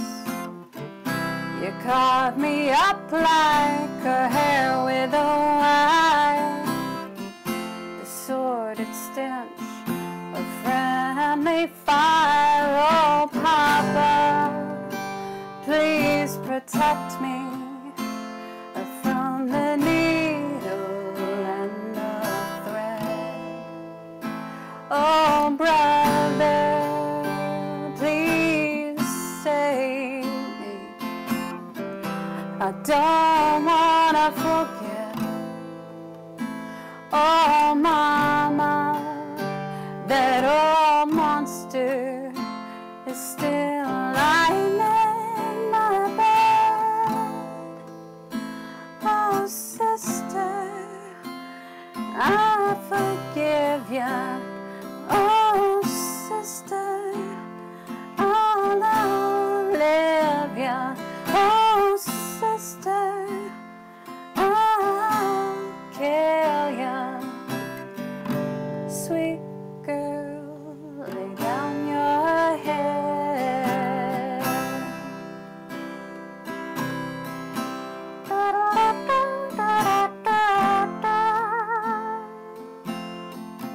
Da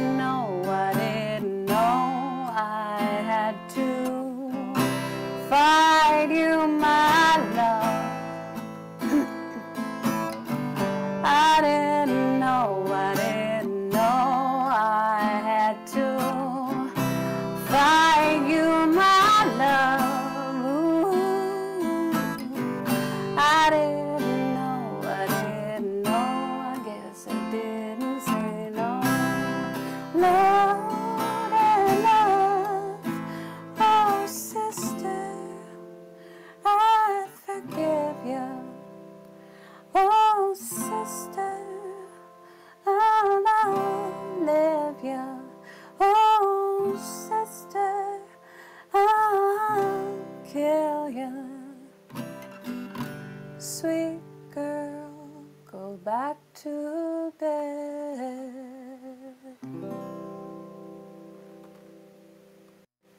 Wow, that was such a cool song. My goodness. Thank you. Oh. Inspiration behind that one? Oh gosh. Oh, she's trauma. They're clearly singing about my brain, so there's that at least.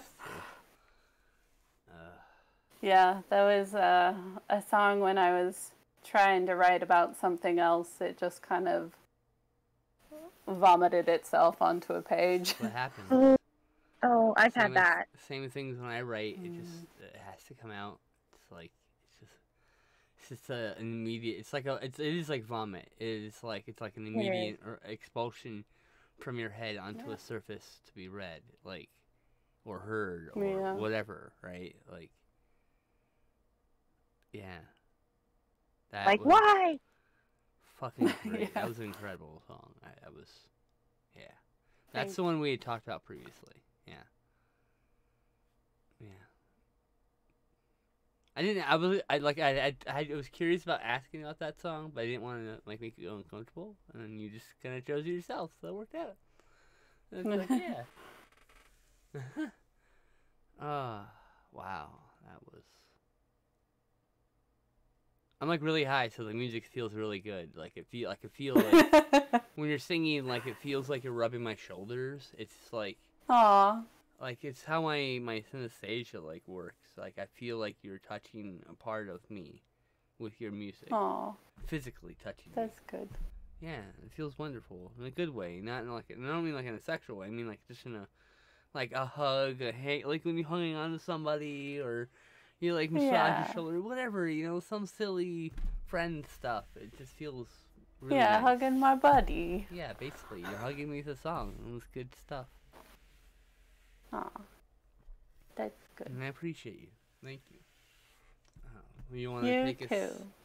You want to take us to the end of the show with a rerun of the Lonesome George. Yes. All right. Here it is, Lonesome George, the Ballad of Lonesome George.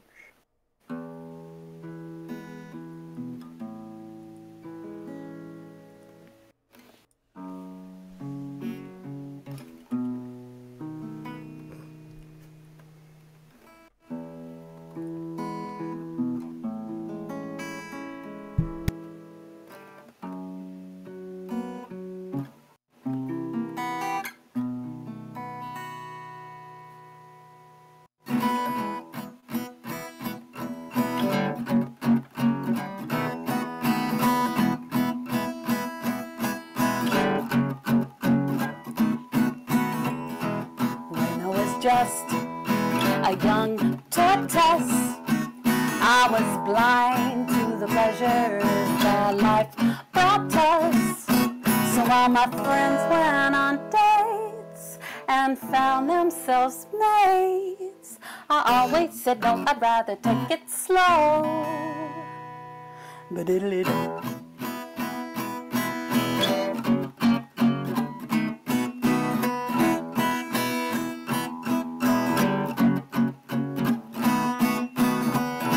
Days went on by, till one day I realized I was the only one of my species left. Life gets so lonely when you are the one and only of your species left. Where can a fella go on this archipelago for someone to love who I've been dreaming of? Ooh, I've been waiting for so long to find someone like you. I've been lonesome for so long, a century or two.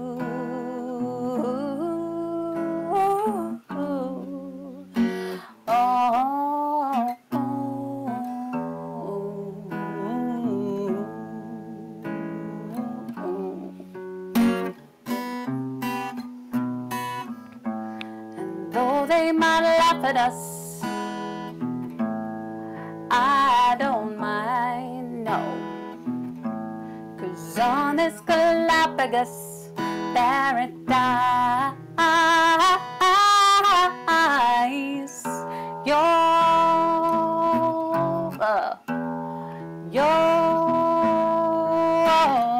mine, oh, mine.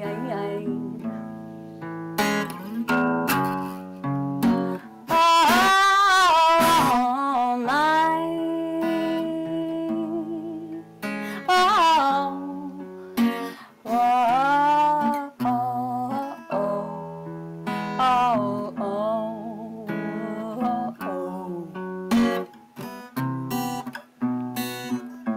and though they might laugh at us,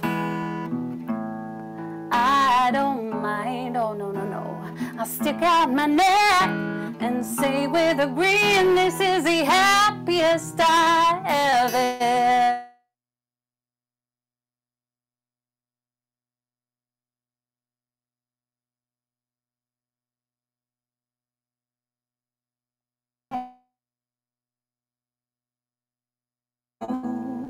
Ow, ow.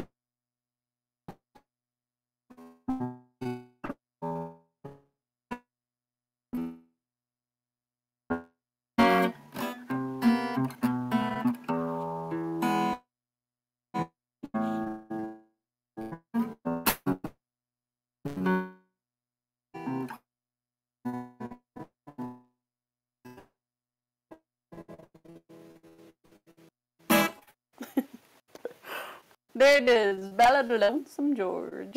I don't think the universe wants me to hear the song completely because you were like chopped up for the last No! 45 minute maybe.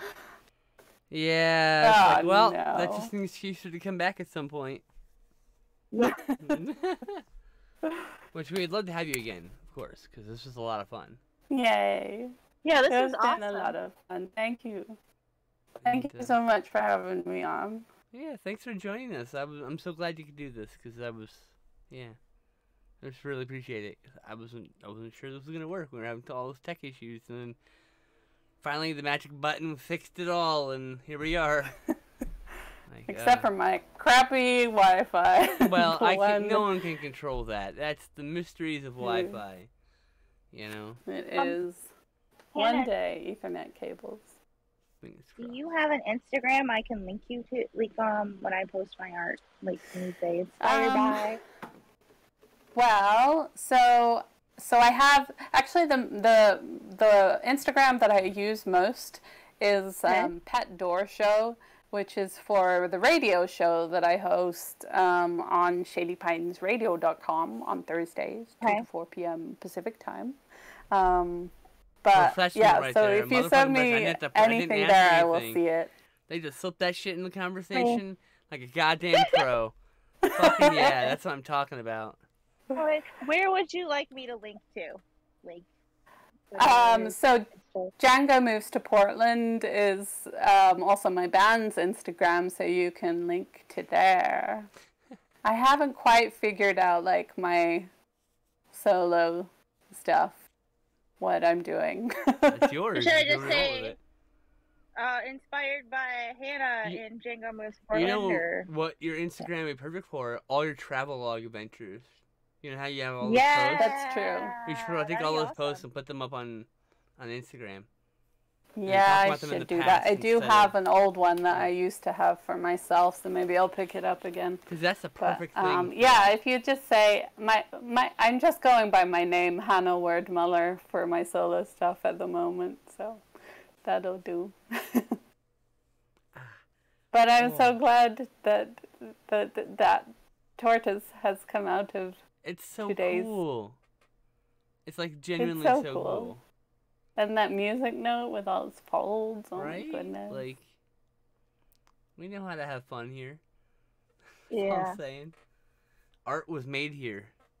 We also came up with Yeah. a whole like skeleton for a fucking cartoon, a kid's cartoon. Like, damn. I Yeah. started to think like maybe instead Cartoon. of being a mongoose, maybe it's a turtle. Shit. They do need a turtle. There has to be a turtle somewhere. Maybe Ooh, instead of I bet penguin- he's in charge of the weaponry. Ooh, he's a master at Oh, arms. yeah. Fire in the hold. Fire Turtle the master, hole. where's my... That's great. And he whenever he shoots, his head goes into his shell. He pops back up. Exactly. Hell yeah, that's what I'm talking about. Maybe it's a big silly mustache or something. Or... From like, from the far land of Tortuga. Oh, from the pirate port of Indeed. Tortuga. He was raised in Tortuga. You see, been a pirate his whole life. Maybe he's older and he tells stories to the younger pirates about his adventures. Yeah. And we get to do flashback episodes of the young lad. Come on, that'd be cool. We got a whole mythos building here. Tortoise Tuga. Tortoise Tuga. Oh yeah, there you go. Tortoise Tuga.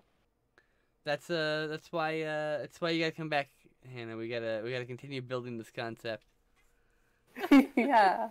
That we'll probably all forget about, but it's still cool. I like it. So, yeah, I think it's time to call the show. All right. So, thank you everybody for joining us. Hannah, you wanna pitch your socials again? Oh yeah, if you look on Django Moves to Portland, that's where you can find most of my music stuff on Instagram. We're also on Bandcamp, or you can go to djangomovestoportland.com for everything. Yeah, and check out my radio show, Pet Door Show, every Thursday, 2 to 4 p.m. Pacific on ShadyPinesRadio.com. Hannah here has an impeccable ear and plays the best music. I am always bummed when I miss the show, so it's yeah, you should check it out. It's good stuff. Teshra, pitch your socials if you want. I'm Teshura in Instagram. Pretty easy to and find. Twitter, to be fair, also. Oh yeah, and Twitter, but I am a Twitter robot. I really don't say much. We were talking about how they're like a Twitter robot. You post like a bot. You only post once a month. And always full of hashtags. I don't know how to tweet. Tweeting is confusing. I'm a duck. I quack. You didn't know how to tweet. Exactly. And I'm skin slip everywhere. You'll probably find me somewhere. I'm probably that jerk that totally fucked you over in that game once. It was probably me, yeah. Thanks everyone for joining us. Talk to you later. Bye. Bye.